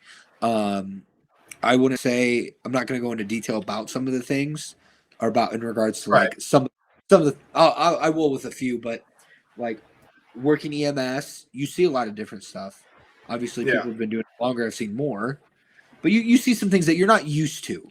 You don't think about that. You don't expect that. You hear, oh my God, someone had to do CPR, and you're just like, oh, whoa, that's like the movies. And it's not. It's not like that. Right. I think this is one of my friends. Hello? It's not haunted, is it? No, they're there. I was gonna say. Talk. You're gonna have me looking for like something move in the background with nothing touching it. Yeah. But no, they for me it was hard because I don't want to accept that something was going on or something was bothering me. So I just kind of shut it off and just kept going down this rabbit hole of it kept happening. And I started to have friends that were like, hey dude, you're acting a little different today. You good? Or stuff like that. And I battled with some mental issues right out of high school too. I went through a really dark phase where I was making some dumb decisions. I was doing some dumb stuff. And it felt like I was on a house of cards, and it all came crashing down real quick overnight. So there's that. Ooh, what's that? Wow, what you got? Oh, it just sounds like somebody's like blown into a mic. It was weird. Oh, let's see. Make sure it's not. Is that better? Yeah. Okay. I had a fan going, so. Oh, it just like randomly started. I'm like, I was gonna say I can't hear it because I've got the headset on. So yeah, just let me know if you hear something. But something moved the light behind you. I saw it. Well, so I struggled with some stuff right out of high school, but then now it's the point that I just was kind of avoiding the issue. Yeah. And finally, one of my friends and one of my business partners finally said, "No, listen, I love you, man. It's not going to be easy, but we're going to go get you help, and you're not going to just not do this. Right. Like, you're going to take care of yourself. I'm doing this and this is the thing that, mind you, I really at the moment hated him for it, and I'm extremely grateful for it now, even though it's not far out, because he said, Noah, I'm doing this because I care about you, man. I care about you and I love you. All right? Yeah. And at the moment, I'm just like, I don't want to do this. I don't want to get help. I'm fine. Nothing's wrong with me. Yeah. And I sat back that night when he told me that, and I was just like, all right, I got to do something. I got to change. I can't. This is not who I thought I was going to be. I'm still doing the things I'm doing, but I have those moments of I'm down, I'm out, and it's hard to make it through that. So my biggest thing about the mental health is you got to be willing to accept that something's wrong, and you got to be willing to go out and actually change it. Yeah. It's kind of like an addiction. If you don't admit you have a problem, you're never going to have a problem, or you're never going to fix the problem. Right.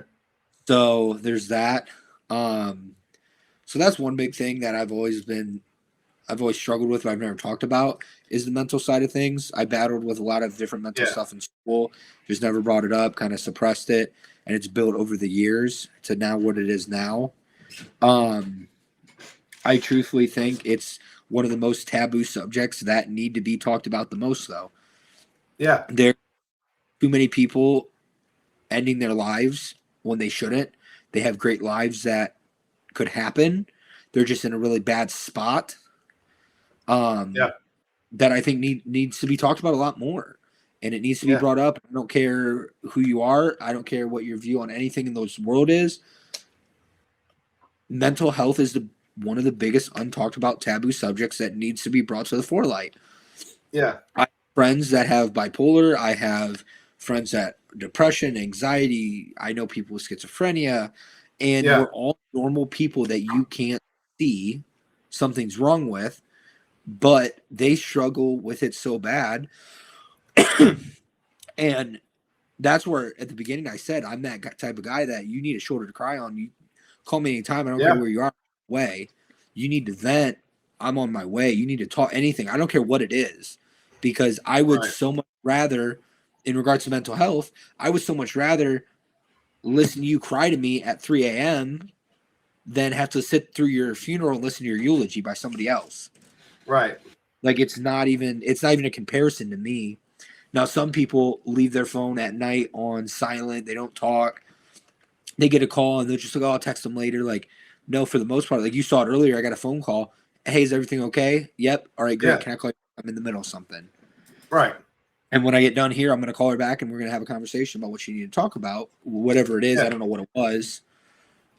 But, like, that's the type of guy I want to be. And I want one day when I leave this earth, I want everyone to know that that's who he was. He was the type of guy that you called him, he was there. You needed something, he came. You needed to cry, you needed to vent, you needed to talk to somebody. You just literally needed somebody to be in the same room as you. Yeah. So that you weren't alone. He was willing to come and be that guy. Absolutely. And that's my big thing about mental health. And I wish we had more people like that. I wish we had more people that talked about mental health. And I will literally sit here for hours with anybody any day of the week and jab about mental health and the things that need to change and the things that we should do. And I don't care who you are. If you have a mental illness, it's okay. Like, you're not alone. There's millions of people every day that either go to a therapist or go to counseling or go to meetings or something. Like, you're not alone. Yeah. And there's resources out there. And if anybody needs those, they can reach out to anybody and get them. And they should be able to. So there was that about mental health. Some of the struggles that I went through with business was, dude, I was eating shakes 3-4 times a day, which, don't get me wrong, it's great because they were good for you, but I was eating shakes 3-4 times a day because I couldn't afford anything else. Yeah. They were cheap. I was losing weight at some points because not just because I was doing the right thing, but because I just couldn't eat. I didn't have the money. Yeah.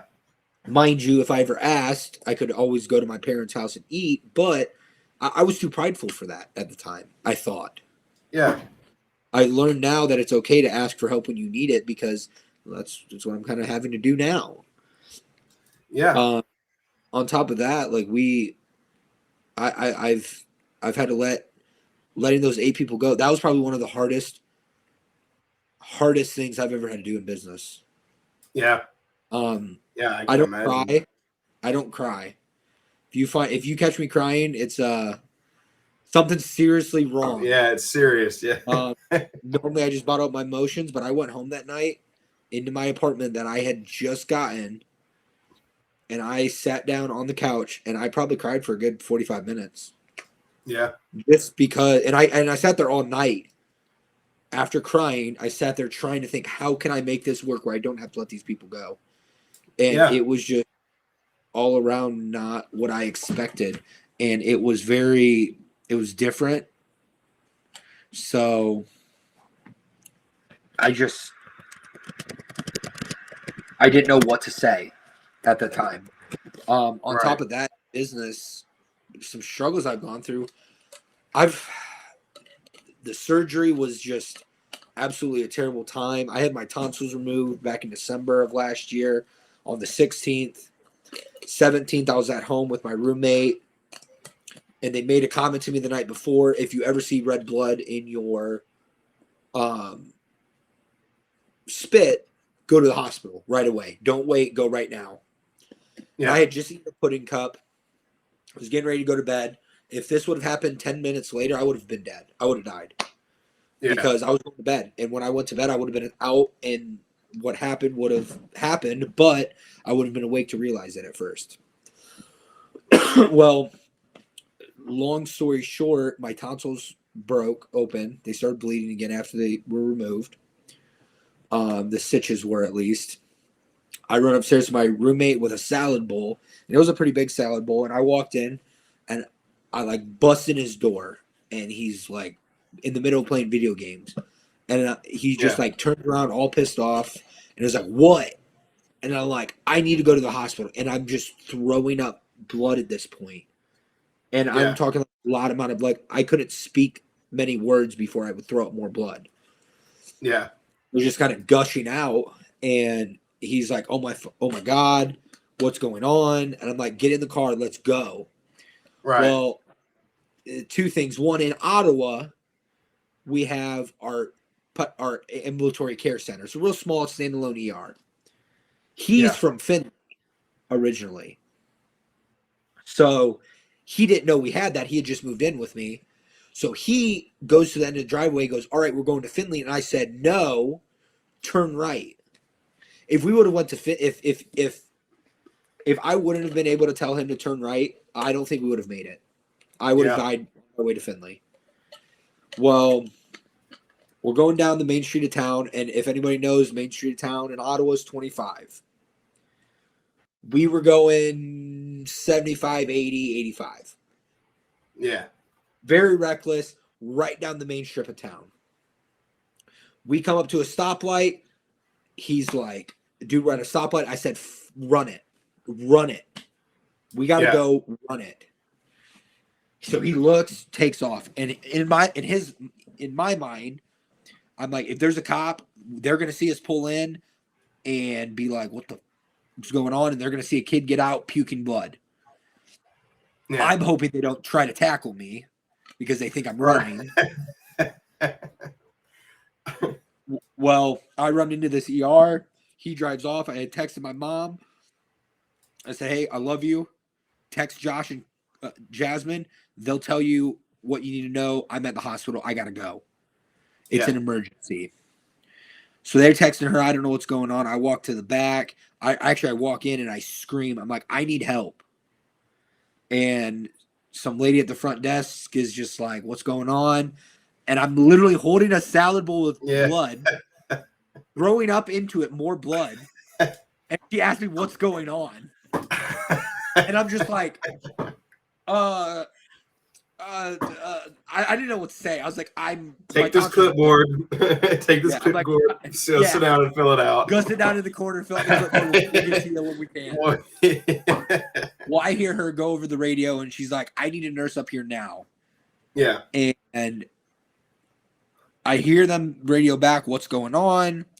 And all I hear this lady say is, I think he's dying. Yeah. And I don't know who she was. I didn't know if she was a nurse. I didn't know if she was a doc. I didn't know who she was. Turns out she was just a registration lady. She didn't know about medicine, besides very little. So when she said that, I was like, I'm dying? What? I'm dying? I didn't. Yeah. I knew this wasn't good, but I didn't know I was dying. Right. So they rushed me back in this room. They go to cut my hoodie off that I just bought, brand new hoodie, like $90 hoodie, dude. And I'm like, you're not cutting this off, and I rip it off while puking still, mind you. Luckily, I didn't get any blood on the hoodie. And then they're like, all right, we're gonna have to take your shirt off then. I said, just cut it. It was a plain white t-shirt. Right, yeah, you can cut that. Yeah. Cut that one. How's the hoodie today? I wanted a six-pack for like $4. How's the hoodie today? Hoodie's great. I still wear it today. It's great. Okay, that's good to hear. One of my favorite hoodies. And so there's no blood on it even, which is shocking to me. So wow. I was going to tell you that's Jaron, by the way. Oh, what's up, buddy? Miss you, man. He's all the way in Alaska right now. Oh, that's where my cousin went on deployment. Yeah, he's up there. He just jumped out of a plane earlier, so nice. He's all jet lagged now. Yeah. So they cut the shirt off. They're doing their stuff. They start IVs on both sides, and this is a really weird scenario of what happened because according to the medical records, I never passed out, but Yeah. I passed out. Yeah. According to them, I was still awake, but I don't remember this. But they're giving me this doctor, and this is the next thing that I love medical profession. I love being in the medical field. There's some things you don't say to people. One, you don't say, I think they're dying. Right. And Yeah. the other thing you don't say is, here, let's try this. Well, this doctor comes running into me, hands me a nebulizer with this fluid in it, and they're like, here, let's try this. Yeah. And I just remember my real big try. What do you mean try? Right. You're the doctor. What do you mean we're gonna try this? You should know this is gonna work if you're gonna give it to me. This whole operation is your idea. Yeah, but at that point, I was to the point. I'm like, I don't know what's going on. I'm gonna do it. I listened to what he said. Started breathing it in. I was getting real lightheaded. I was turning pale. Yeah. The blood started to clot. I think. Yeah, it started to clot at that point. And then they're like, all right, we need to get your feet up on the bed. You look like you're going to pass out. And I remember saying, I'm good. They put a mask on me of the treatment they were giving me, threw a mask instead. So it was on my face, and I didn't have to hold it because I had quit puking as much blood. And I just remember my feet came on the bed, and I blink, and I'm in this weird out-of-body experience. Yeah. Where I'm looking at I'm in the corner of the room all of a sudden, looking at myself. Yeah. And all the nurses and the doctor around me and all this going on. And I just remember I'm looking at myself that's me. What is, and in my mind, I was thinking, what is going on? Why am I not in my body right now? And I'm thinking, am I dying? Is this going to be it? Yeah. Am I about to die here? Not knowing what was going on.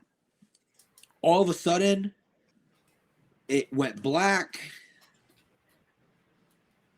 In my mind, I'm like, oh, this is it. I died. Yeah. Thinking oh, I'm in this all after black place, and this is all it's going to be for us. A black screen in front of me. And all of a sudden, I wake up.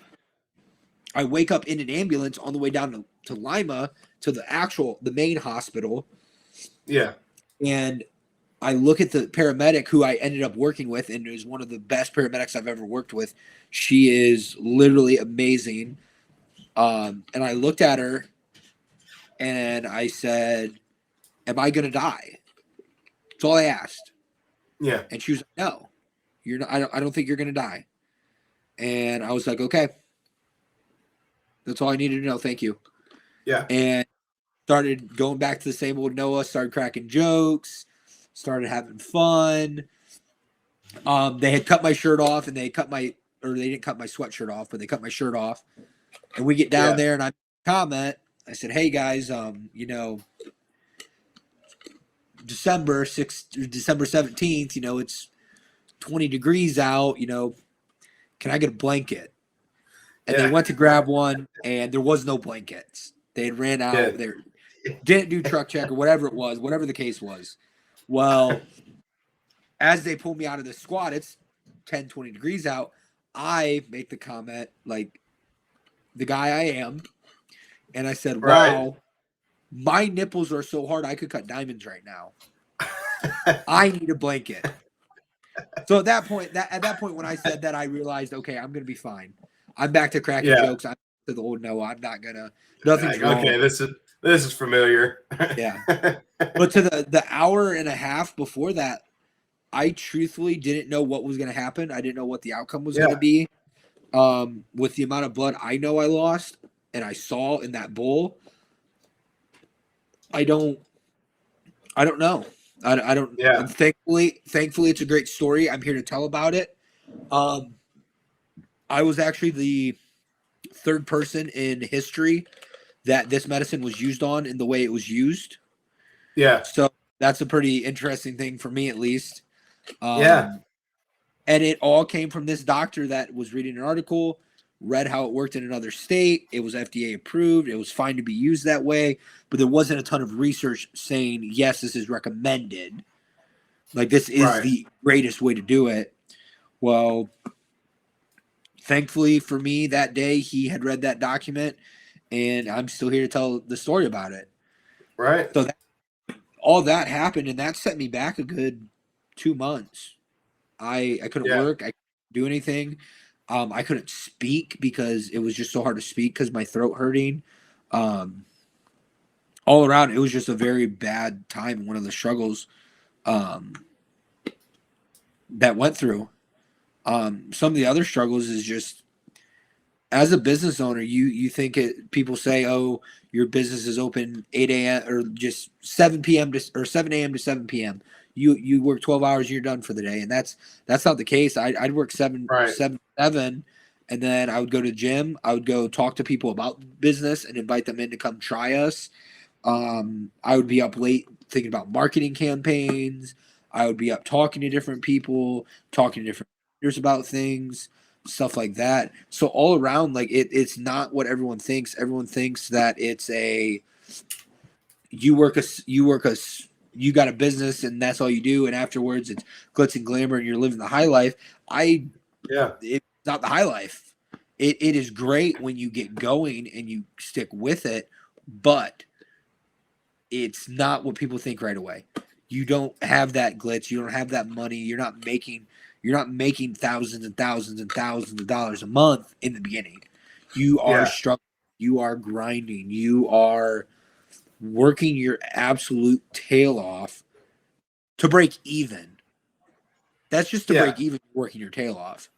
If you want to go farther and you want to actually build a business that you're making great income, you're building not just your wealth for you, but generational wealth for like kids or parents and family and stuff like that. Yeah. You got to grind, and then do it 3 or 4 more times every single day.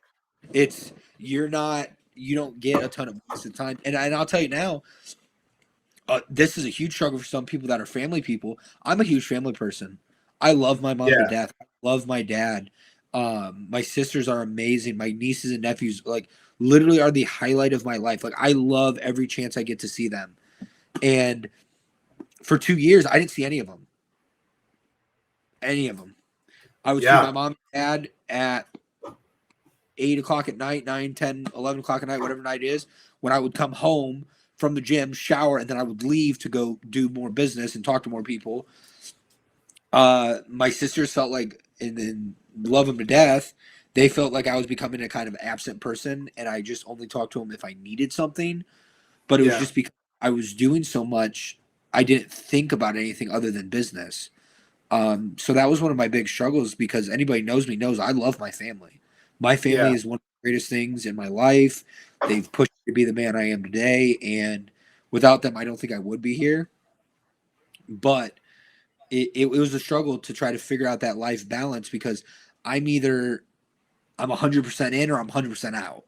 And when I started business, I had to learn I can't be 100% into business, which it sounds weird saying it like that. In my mind, it makes sense. I have to know, okay, I'm running a business, but I still need to talk to my family. Yeah. I need to not cut it. Yeah. Okay, you're good. Oh, no, I was just saying, I'm with you 100%. I understand, I was just talking, I don't know if it was on stream or if it was off stream, but I was just talking with someone else, and I said, my brothers, they're my life. I'm really close with my parents. My cousins I'm real close with. And so I understand just the struggle of trying to find that balance, because you think, okay, I could, be having fun with my family right now, or I could grind a couple more hours towards the business. Yeah. And it's hard to find that balance. It really is. And for someone I know, just knowing you personally, I know you're really close with your family. I'm really close with mine. And that can, in turn, like you were talking about the mental health thing, that can be a strain and a burden, because you feel, like you're being stretched too thin.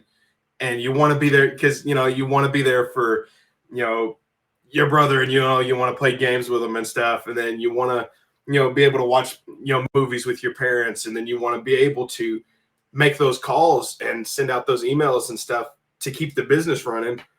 And there's often been times where it's just sitting up late at night and you're thinking, I don't think I can do this forever. Yeah. And sometimes and actually that's going to lead into my next question, but it just makes you think, is it even worth this? Because right now I could go get a job where I clock in the morning and then I clock out in the afternoon, and then I'm there with my family, and it's the best of both worlds. But is it the best of both worlds? So I guess leading into my next question I was going to ask, was there ever a point in these struggles that you just kind of felt, I'm never going to be successful and I just need to go back to the 9 to 5? Yes. Yes. And if there's ever a business owner that tells you they never thought about that, they're a liar.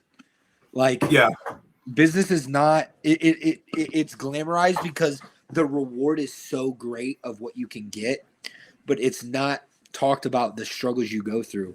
There were plenty of times I nearly threw it in on the shops, nearly threw it in on the gym. I nearly said, screw it, I can go just get an engineering job or this, that, and the third. Like, there's many of times I've thought, and I'm not going to lie to somebody and tell them it's been glitz and glamour and, oh my gosh, business is great, because it's not been great many times.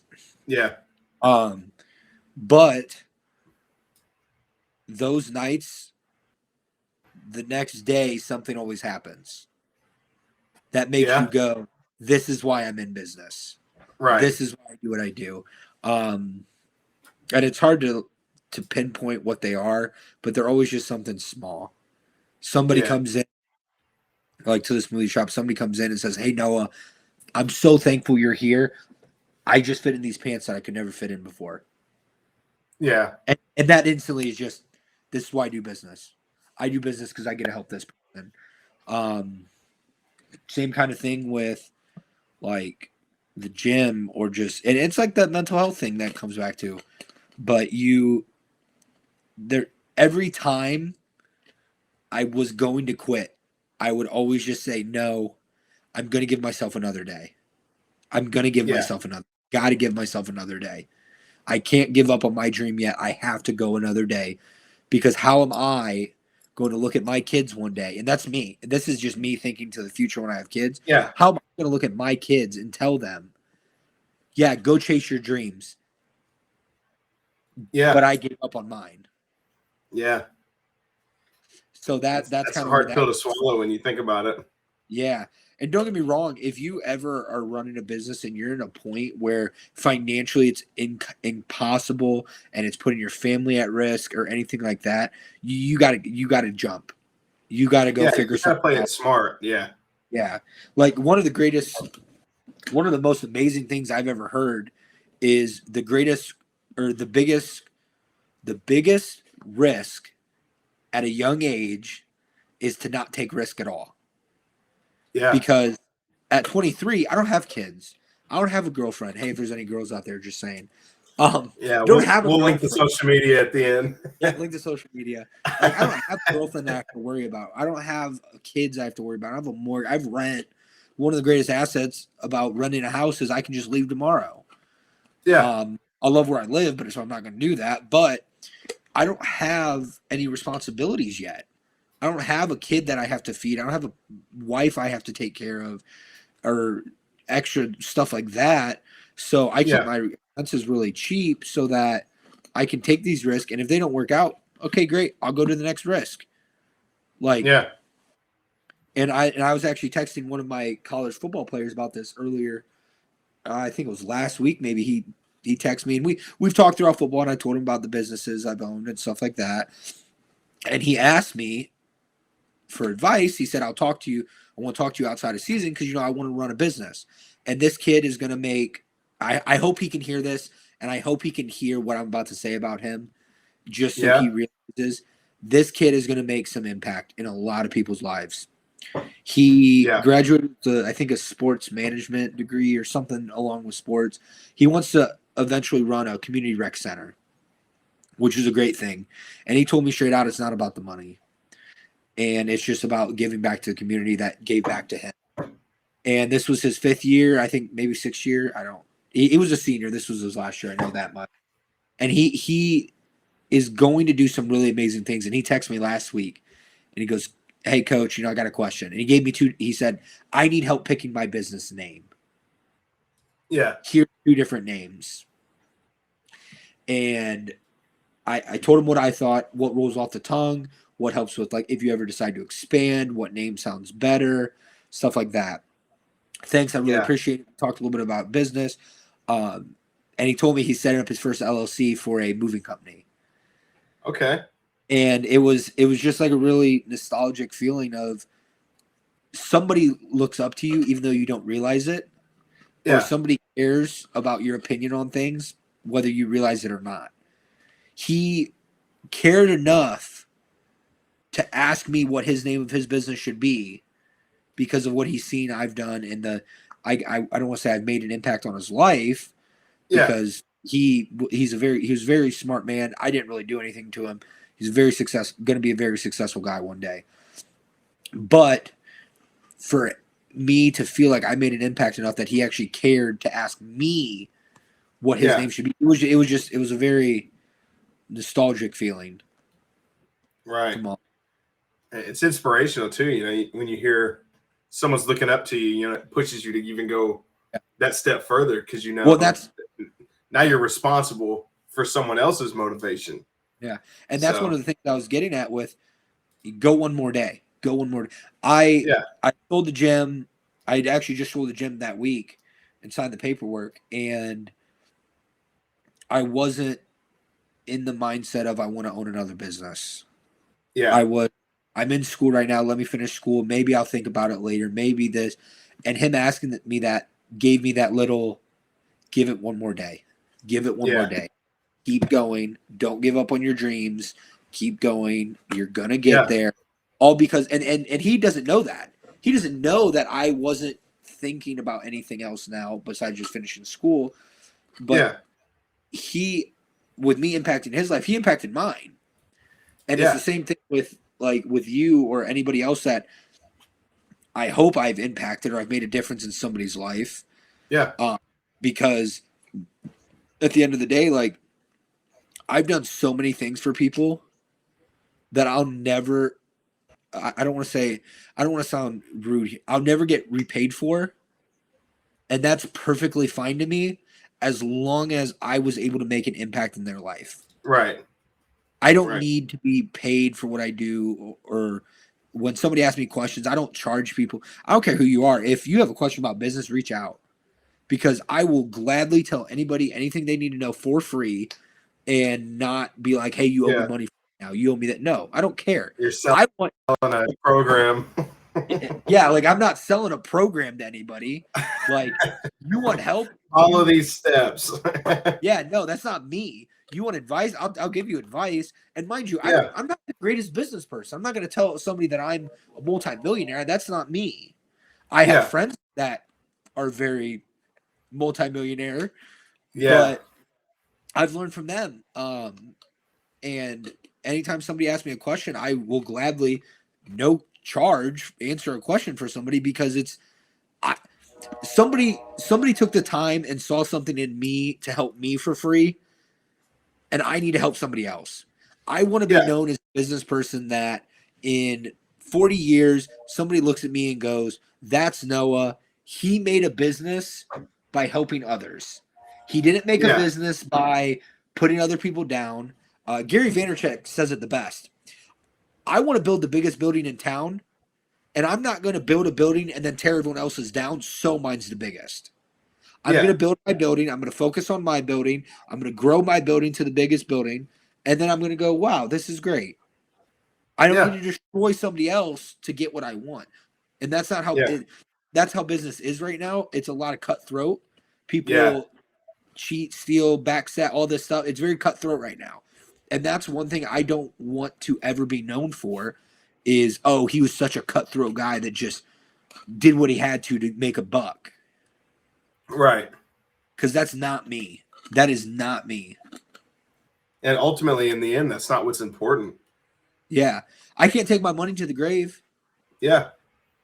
I can't take anything. I'm going to the grave by myself one day, and I'm okay with that. I don't need the money. Right. I don't need everything.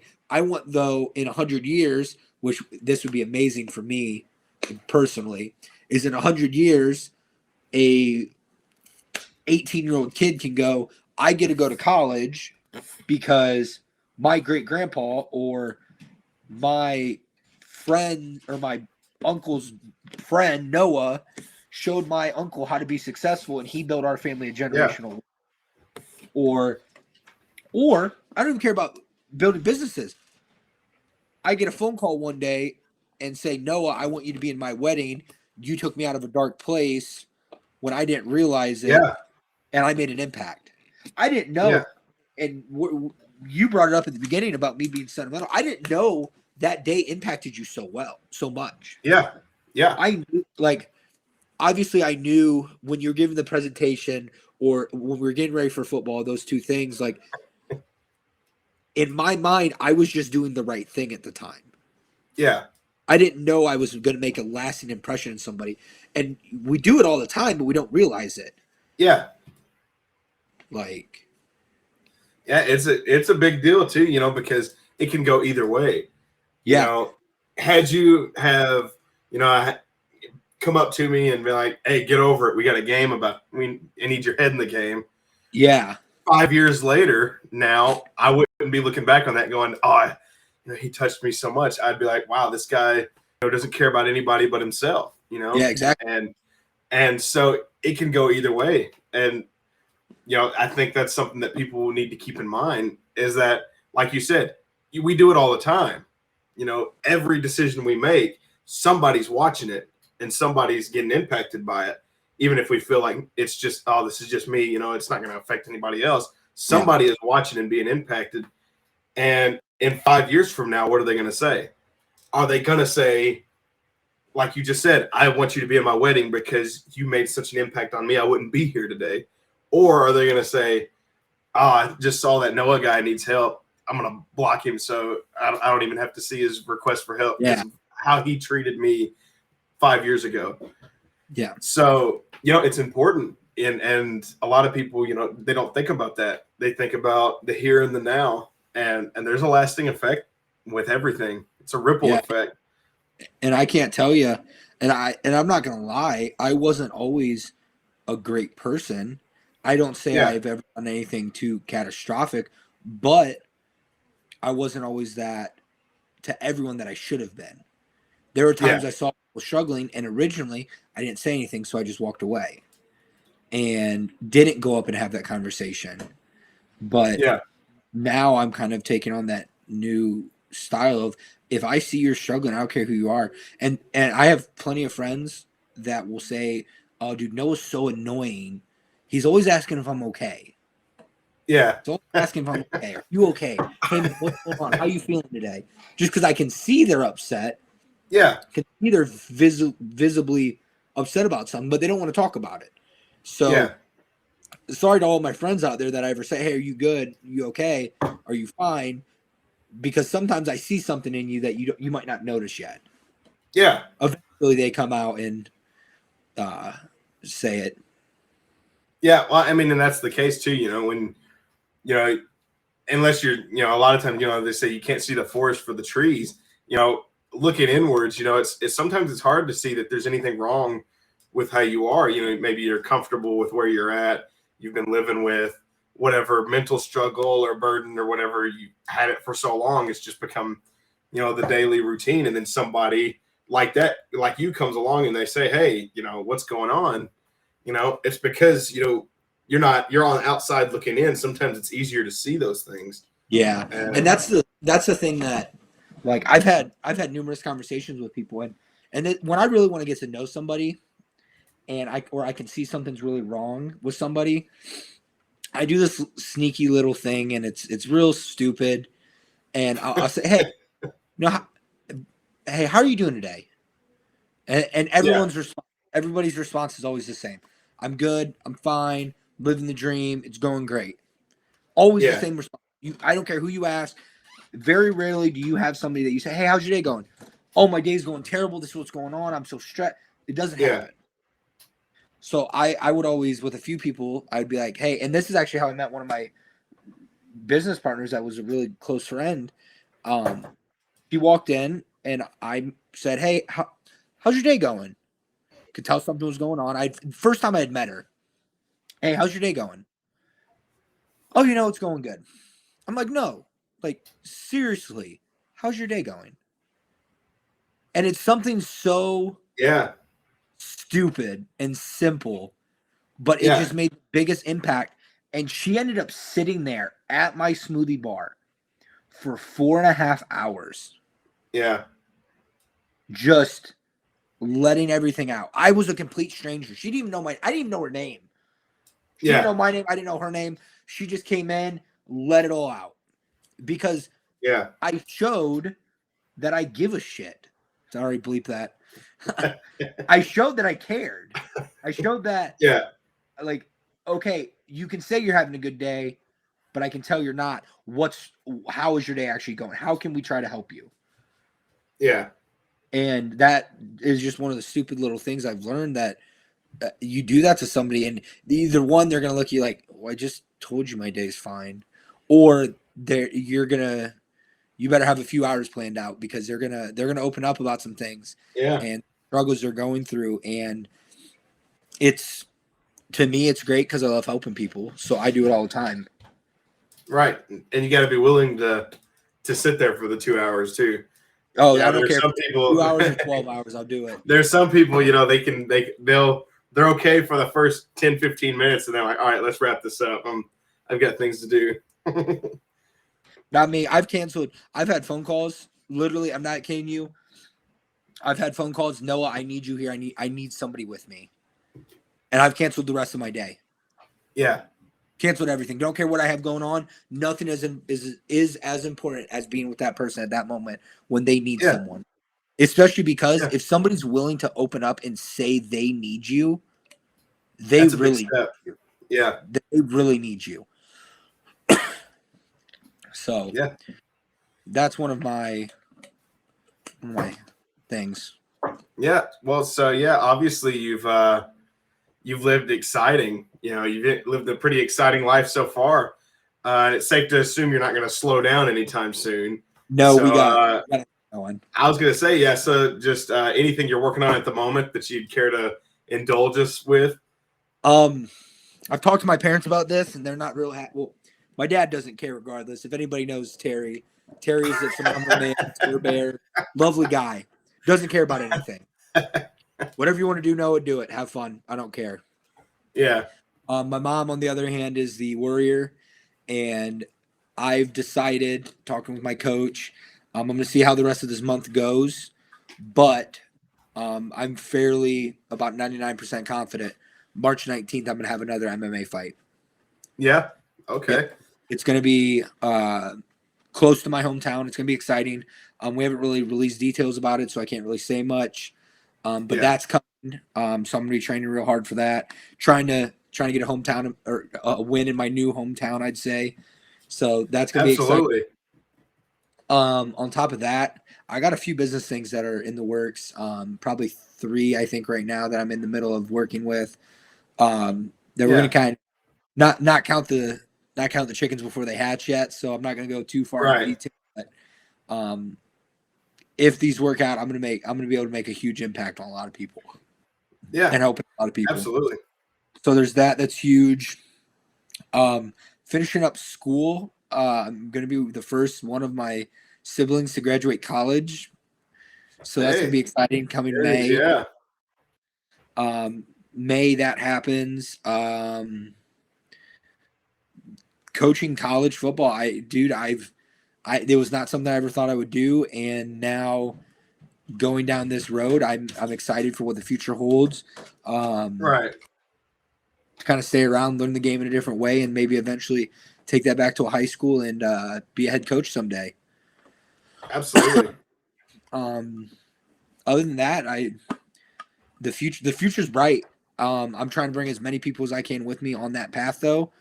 Yeah. And show people that you don't have to build a business and break other people down. You can do it by helping others get up. Yeah. So I'm pretty excited. There's a lot future-wise that I'm looking for that it's going to be exciting. Yeah, I know.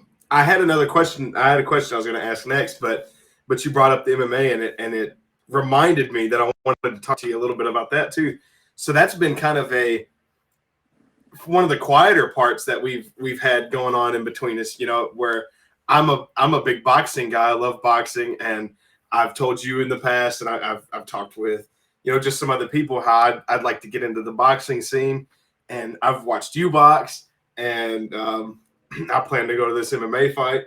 And so just talk about kind of some of the fighting and stuff, kind of how that's helped you. It's helped me a ton in regards to, like, it's taught me discipline.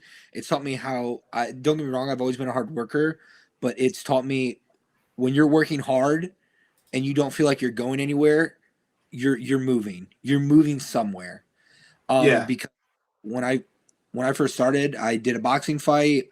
After the fight, I felt real stagnant, felt like I wasn't getting any better. Had a second boxing fight, and at that fight, I just kind of just took off. Like, oh my, what's going on? Yeah. From that, it's just doing the MMA fights. I literally finished. By the way, I was gonna say real quick. By the way, he won those fights. By the way, yeah, I will say this, and I shouldn't say this with scheduling a fight. I shouldn't say this, so I'm knocking on wood. I'm currently undefeated. I'm gonna keep that in March when that comes around, so that's not an issue. But I didn't think I would do what I did. I didn't think I'd be an undefeated fighter. I was always I'm going to take the risk, but I was never a confident guy. In myself, at least, I always got other people confident about themselves. And boxing and MMA really taught me, okay, you can do this. Yeah. Just like business. I would sit there at night sometimes about MMA and just be like, I don't know if I can do this. I don't know if this is me. I'm a lover. I don't fight people.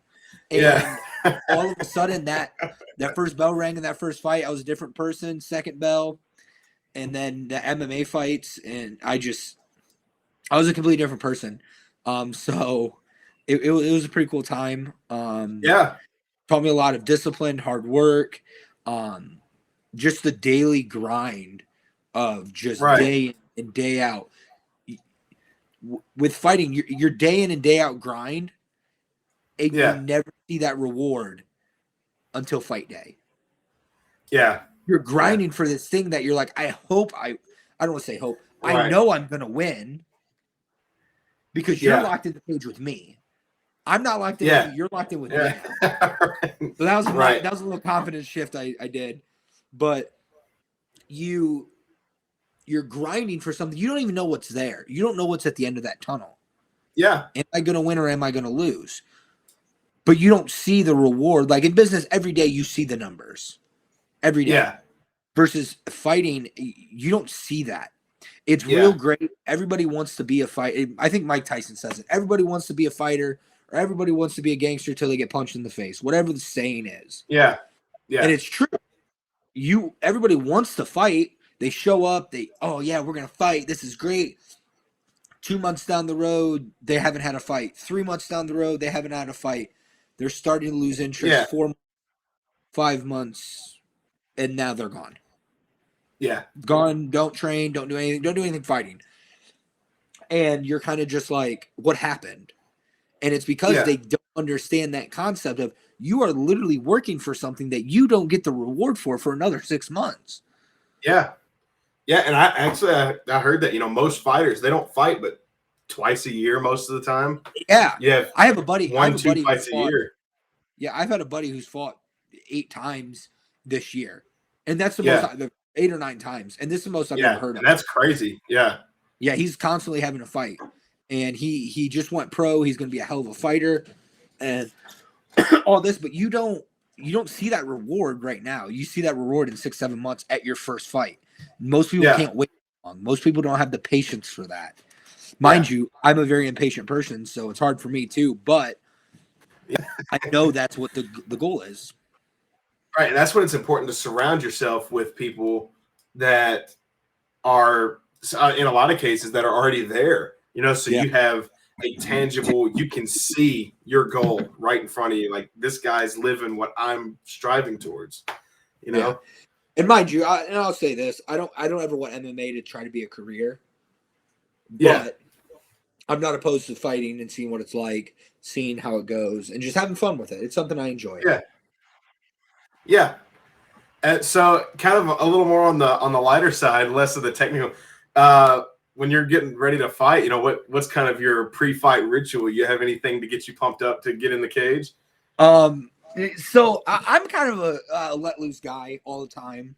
Day of my fight, I was very calm, relaxed, nervous. Don't get me wrong, but walking in, people see you wear headphones. All fighters wear headphones when they're warming up. Yeah, listen to music, getting pumped, whatever. And I'll tell you now, my walkout song was "You're Gonna Go Far, Kid" by, I think it's Offspring. Yeah. Great song, amazing song. I really like the point of it. I like the word. Like, if you actually listen to the lyric, it's a great song. Yeah. Well, when you're in the back warming up and you have your headphones on, people think you're listening to gangster rap and F this and F that and F the world and this, that, and the third. I'm a little different. One of my pre-fight songs actually was "Truth Hurts" by Lizzo. I'm not kidding you. Before I walked out and heard my walkout song to go, my earbuds were in playing Lizzo. Yeah. Because everyone hears Lizzo and thinks, let's fight, Yeah. But to me, that's just my personality. Like, I'm pumped, I'm excited, I'm moving, I'm having fun. I'm not thinking about, I'm about to go in this ring and get my butt kicked. It's I'm the fun, cheery, goofy guy. Now, once I walked out, it was a different Noah. I don't care who you are. I don't care what phase of life you've met me, what phase of life you know me. The Noah you see in that ring isn't Noah. Oh, I remember that was, it was kind of shocking to see you so different. Even right before and right after, you were kind of in your own headspace, and then obviously when the fight's wrapped up and you was taking pictures and stuff, then then the old Noah comes back. But there was a window there. That was my boxing though. That wasn't even the MMA. Yeah, that was the boxing. MMA was completely different. MMA, I walked out, and you can even see if somebody ever watches the replay, when I walk out, I'm business, and I don't business oriented like serious often.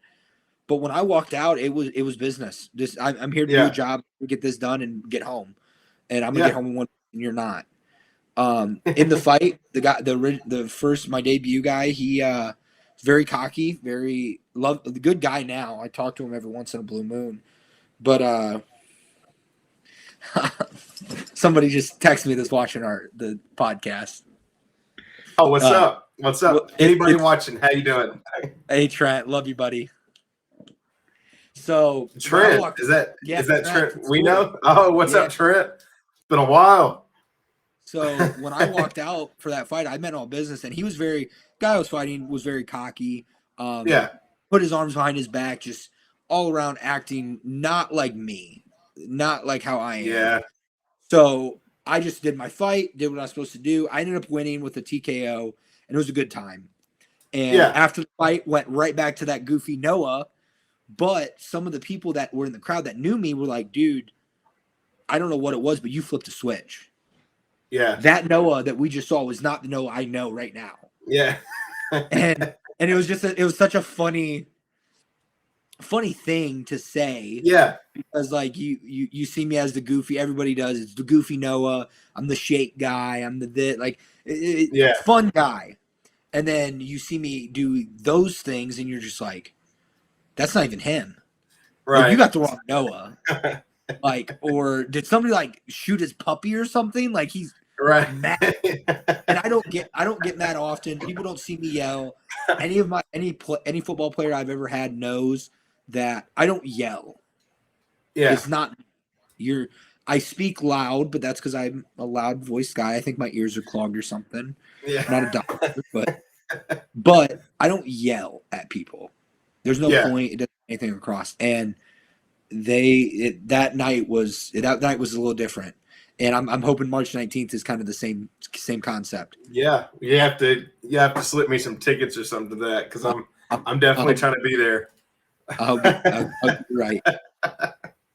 Yeah. So one of the things I wanted to ask again too, we've talked a lot outside of the show. Obviously being, we're friends outside of here, but even just talking about, you said you would possibly like to do this one day, do the show and have your own show. What can we expect with that in the future? Is there something coming down the pipe? We're talking a lot about it, you and me outside of here, obviously, and Yeah. I'm learning a lot, and I'm doing a lot of research. I would love one day to do a podcast, just kind of the same thing like this, bring people in, talk about things, enjoy it, just because I love talking and I love hearing people's stories and I love hearing what people go through. I love hearing their struggles and their successes of what they do. And it's just if I could do that and bring a smile to one person's face because they hear a story that absolutely, wow. Like I'll tell you now, if any of you ever care, and most people don't, there's a show, it's called TEDx. It's a great show. People go in there, talk all this. My favorite and one of the most impactful TEDx's I've ever seen was TEDx by Michael Brody. And that podcast just made such a difference in my life and how I viewed life and dealt with things that it was amazing. And if I could do that, the feeling I got from watching that podcast, if I could do that with one person, even if I only get 4 people on a live, I'm going to be more happy than I could have been. Absolutely. It's definitely rewarding, because I kind of did this, I talk a lot, definitely a lot more now than I used to. And people kind of get sick of hearing me talk about the same things over and over. So I said, fine, I'll just talk to the internet then, whoever wants to listen. Yeah.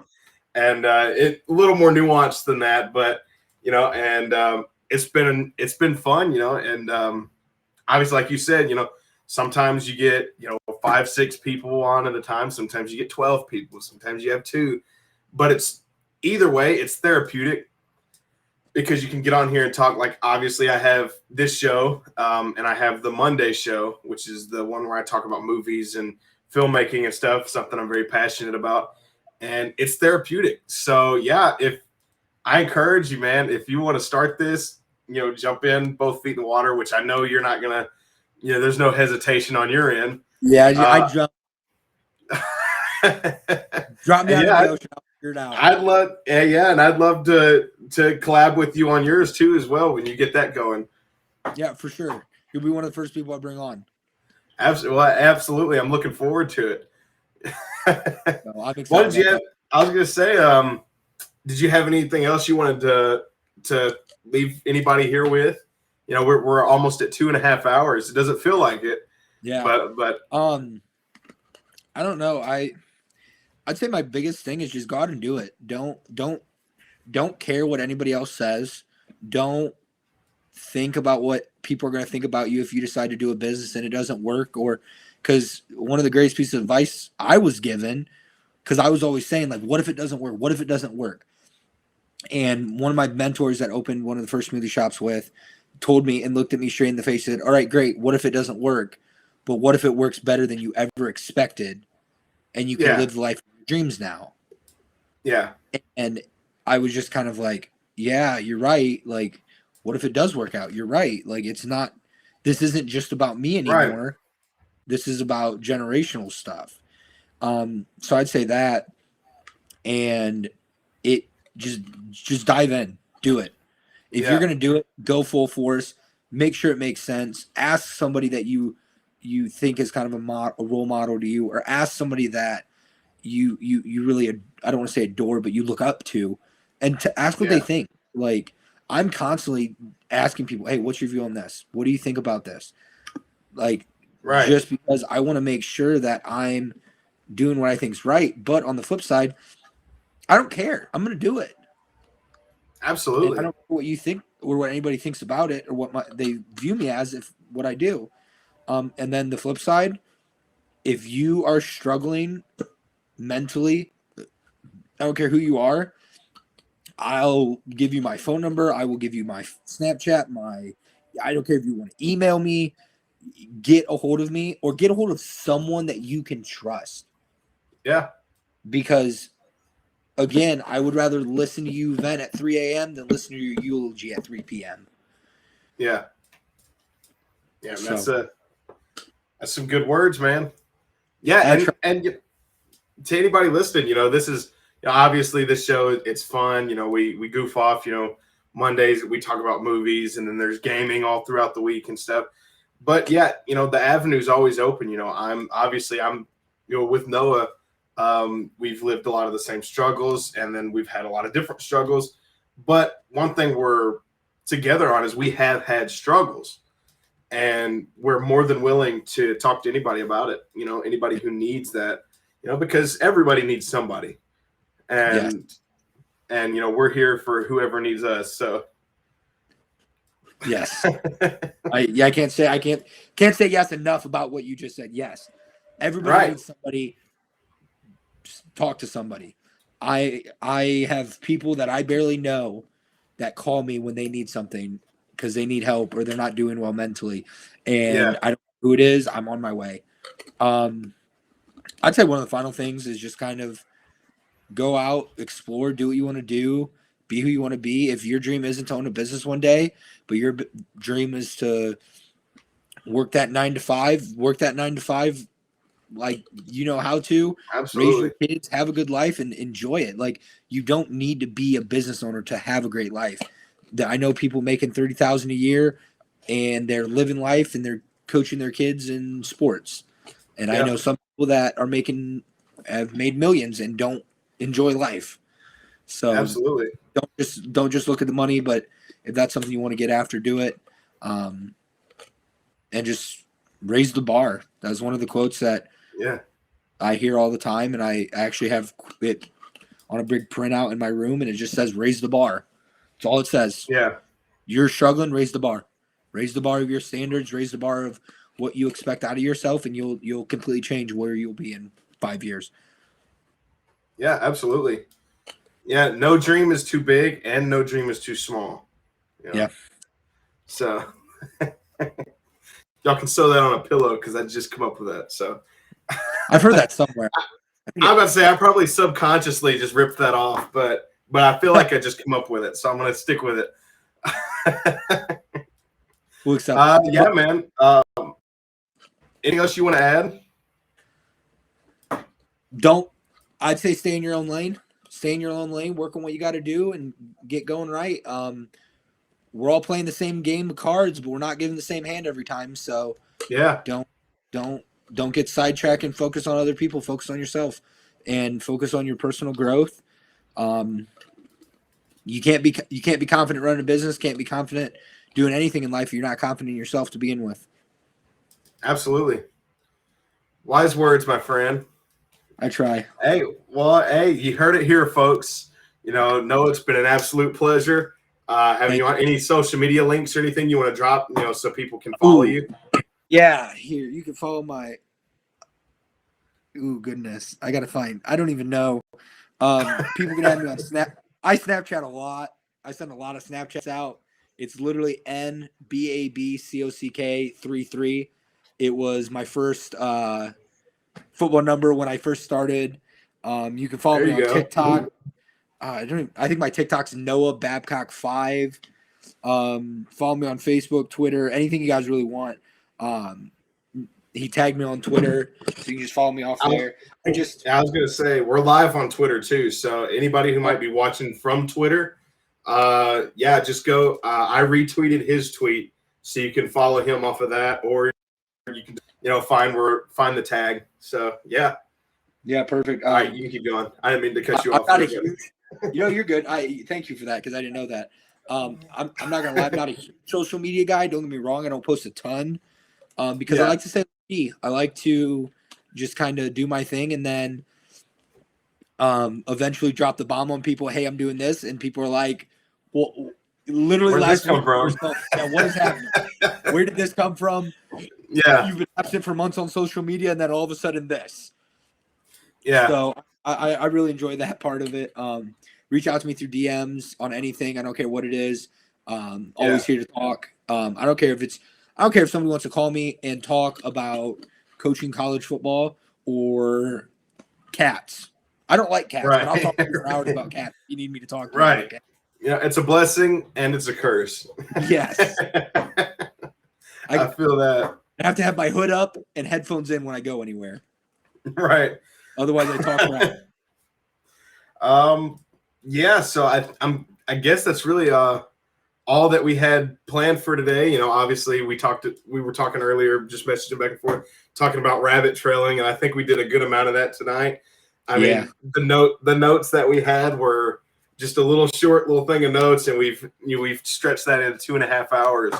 So I'm going to say we did a pretty good amount of rabbit trailing. I'll be honest, I just kind of glanced over the notes and said, we'll figure out what we're talking about when we get there. Say, I've only looked over it just a couple of times because I was thinking, okay, what else did I want to ask about? So actually, I was going to say, you know, this has been fun, and I'd love to have you on again sometime, you know, maybe at post-fight, and we can maybe talk about we the fight. can do a post-fight thing. I'm totally about it. Hopefully by then I got a podcast up and running, and I can bring you on mine, and we can have conversations as well. Absolutely. So, excited. Absolutely. Yeah, big things coming, you know. Just a couple of announcements. Yeah, Monday through Friday. That's the goal. Is I'm trying to get a show every night, Monday through Friday, 7:00. It varies, 7 or 9. Just trying to do that. Also got the merch up, and I told you I was going to show you that on here, so I'm going to go ahead and pull that up. Just got it going. It's been I don't even know how long. A couple weeks. Where's this at? Oh, I clicked the wrong button. So yeah, I've just had it up and running for just a little while. And it's been a lot of fun.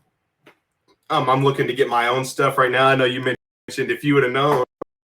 Whoa, I just went right into it.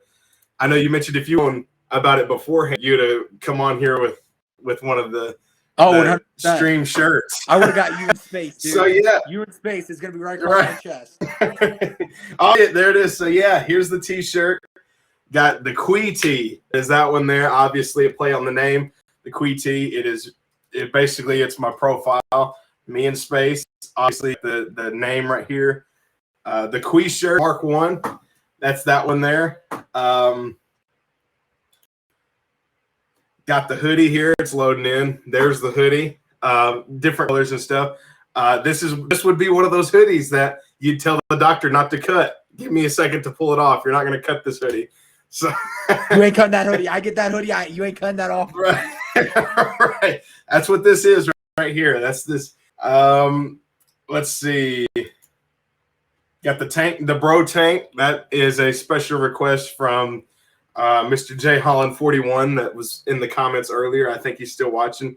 That was his special request. So you got the bro tank there. And my personal favorite, the coffee mug, the Apollo Yun coffee mug. It doesn't get much better than that. What is better than taking a sip of that good morning brew and seeing me in space right there by your chin? That's better than that. That's my absolute favorite thing. I'm getting Christmas is coming up. Buy your family some Christmas here. Obviously, like I said in the past, we have signs coming down the pipeline. 2 that are already in the works.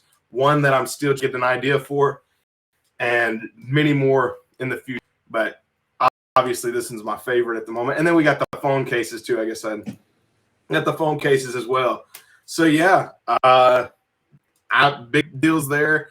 Like I said, I don't have much merch on the store yet, but it's growing and it's a lot of fun. I'm enjoying the ride. So just to add to the business thing, got that going too. So hey, that's all for my right. Got to give it a shot. So that's all for my announcements at the moment. You have anything you'd like to announce? Any other things coming up for people to watch out for other than the show yourself? Yeah, the show myself and the MMA fight. Once I make it official on social media, is hit me up for tickets. It's gonna be a good night. A lot of great fights, a lot of great fighters, a lot of showcasing of Northwest Ohio athletes that kind of people don't get to see anymore. Absolutely. Hey, and who knows? Maybe if I can get some tickets, I might live stream from the fight, and everybody can kind of get a live look. Yeah, Maybe we'll see. We'll see how that works out. It might be a little too hectic in there to get anything of quality. We'll figure it out. Yeah, man. I appreciate you coming on the show tonight. It's been fun. Thanks, bro. Thanks for having me. I appreciate it. We'll definitely do a part 2. We'll get you back on here. Yeah, I appreciate everybody for watching. I've been, watching. I've been looking at your comments.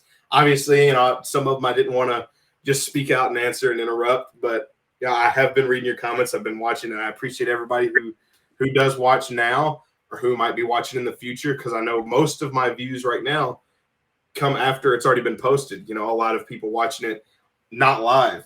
So, for all you who watch this in the future, thank you for watching. Your view does not go unnoticed, and it's been fun. Anything else you want to leave anybody with? Go after your dreams. Do it. Have fun. It's a crazy life. You only live once, man. And do it right. That's all you need. No, it's cliche. Absolutely. It's kind of stupid to say, but it's true. Never thought I'd be where I'm at. Never thought I'd be a college football coach. I'd fight MMA. I'd own businesses. I never thought any of this was me. So right. Don't be afraid to put your nose in the dirt. Get after it and ask questions when you need help. Don't be afraid. Don't be too prideful. And it will. You'll get a little farther that way if you ask questions. Absolutely. That's all I got, man. All right. Be sure to follow him on the social media. He said it earlier. And you can follow me on the social media. Everything's linked in the bio. Obviously, if you're watching on Twitter, you already follow me there. So you can follow me on Twitch. This is where most of my streaming happens, on YouTube. I don't stream to YouTube, but I do I upload to YouTube later. So yeah, just follow us and be watching, because Twitter's the best place, because that's where I do all my updates for the channel. And yeah, it's been fun. All right, I'll catch you later. All right, see you, man. Bye. Yep, see you. All right, let me back out. I don't want to be so big on the screen here. I guess I'm gonna be. All right, well, it's been fun. Like I said there, I appreciate everybody who watched. That was a blast. Obviously, he's one of my best friends. Went to school with him and everything, and I'm just excited for the future. He's gonna have his show going, and this show, we're headed to the moon. So I appreciate everybody who watched, and we'll catch you on the next stream. Chill.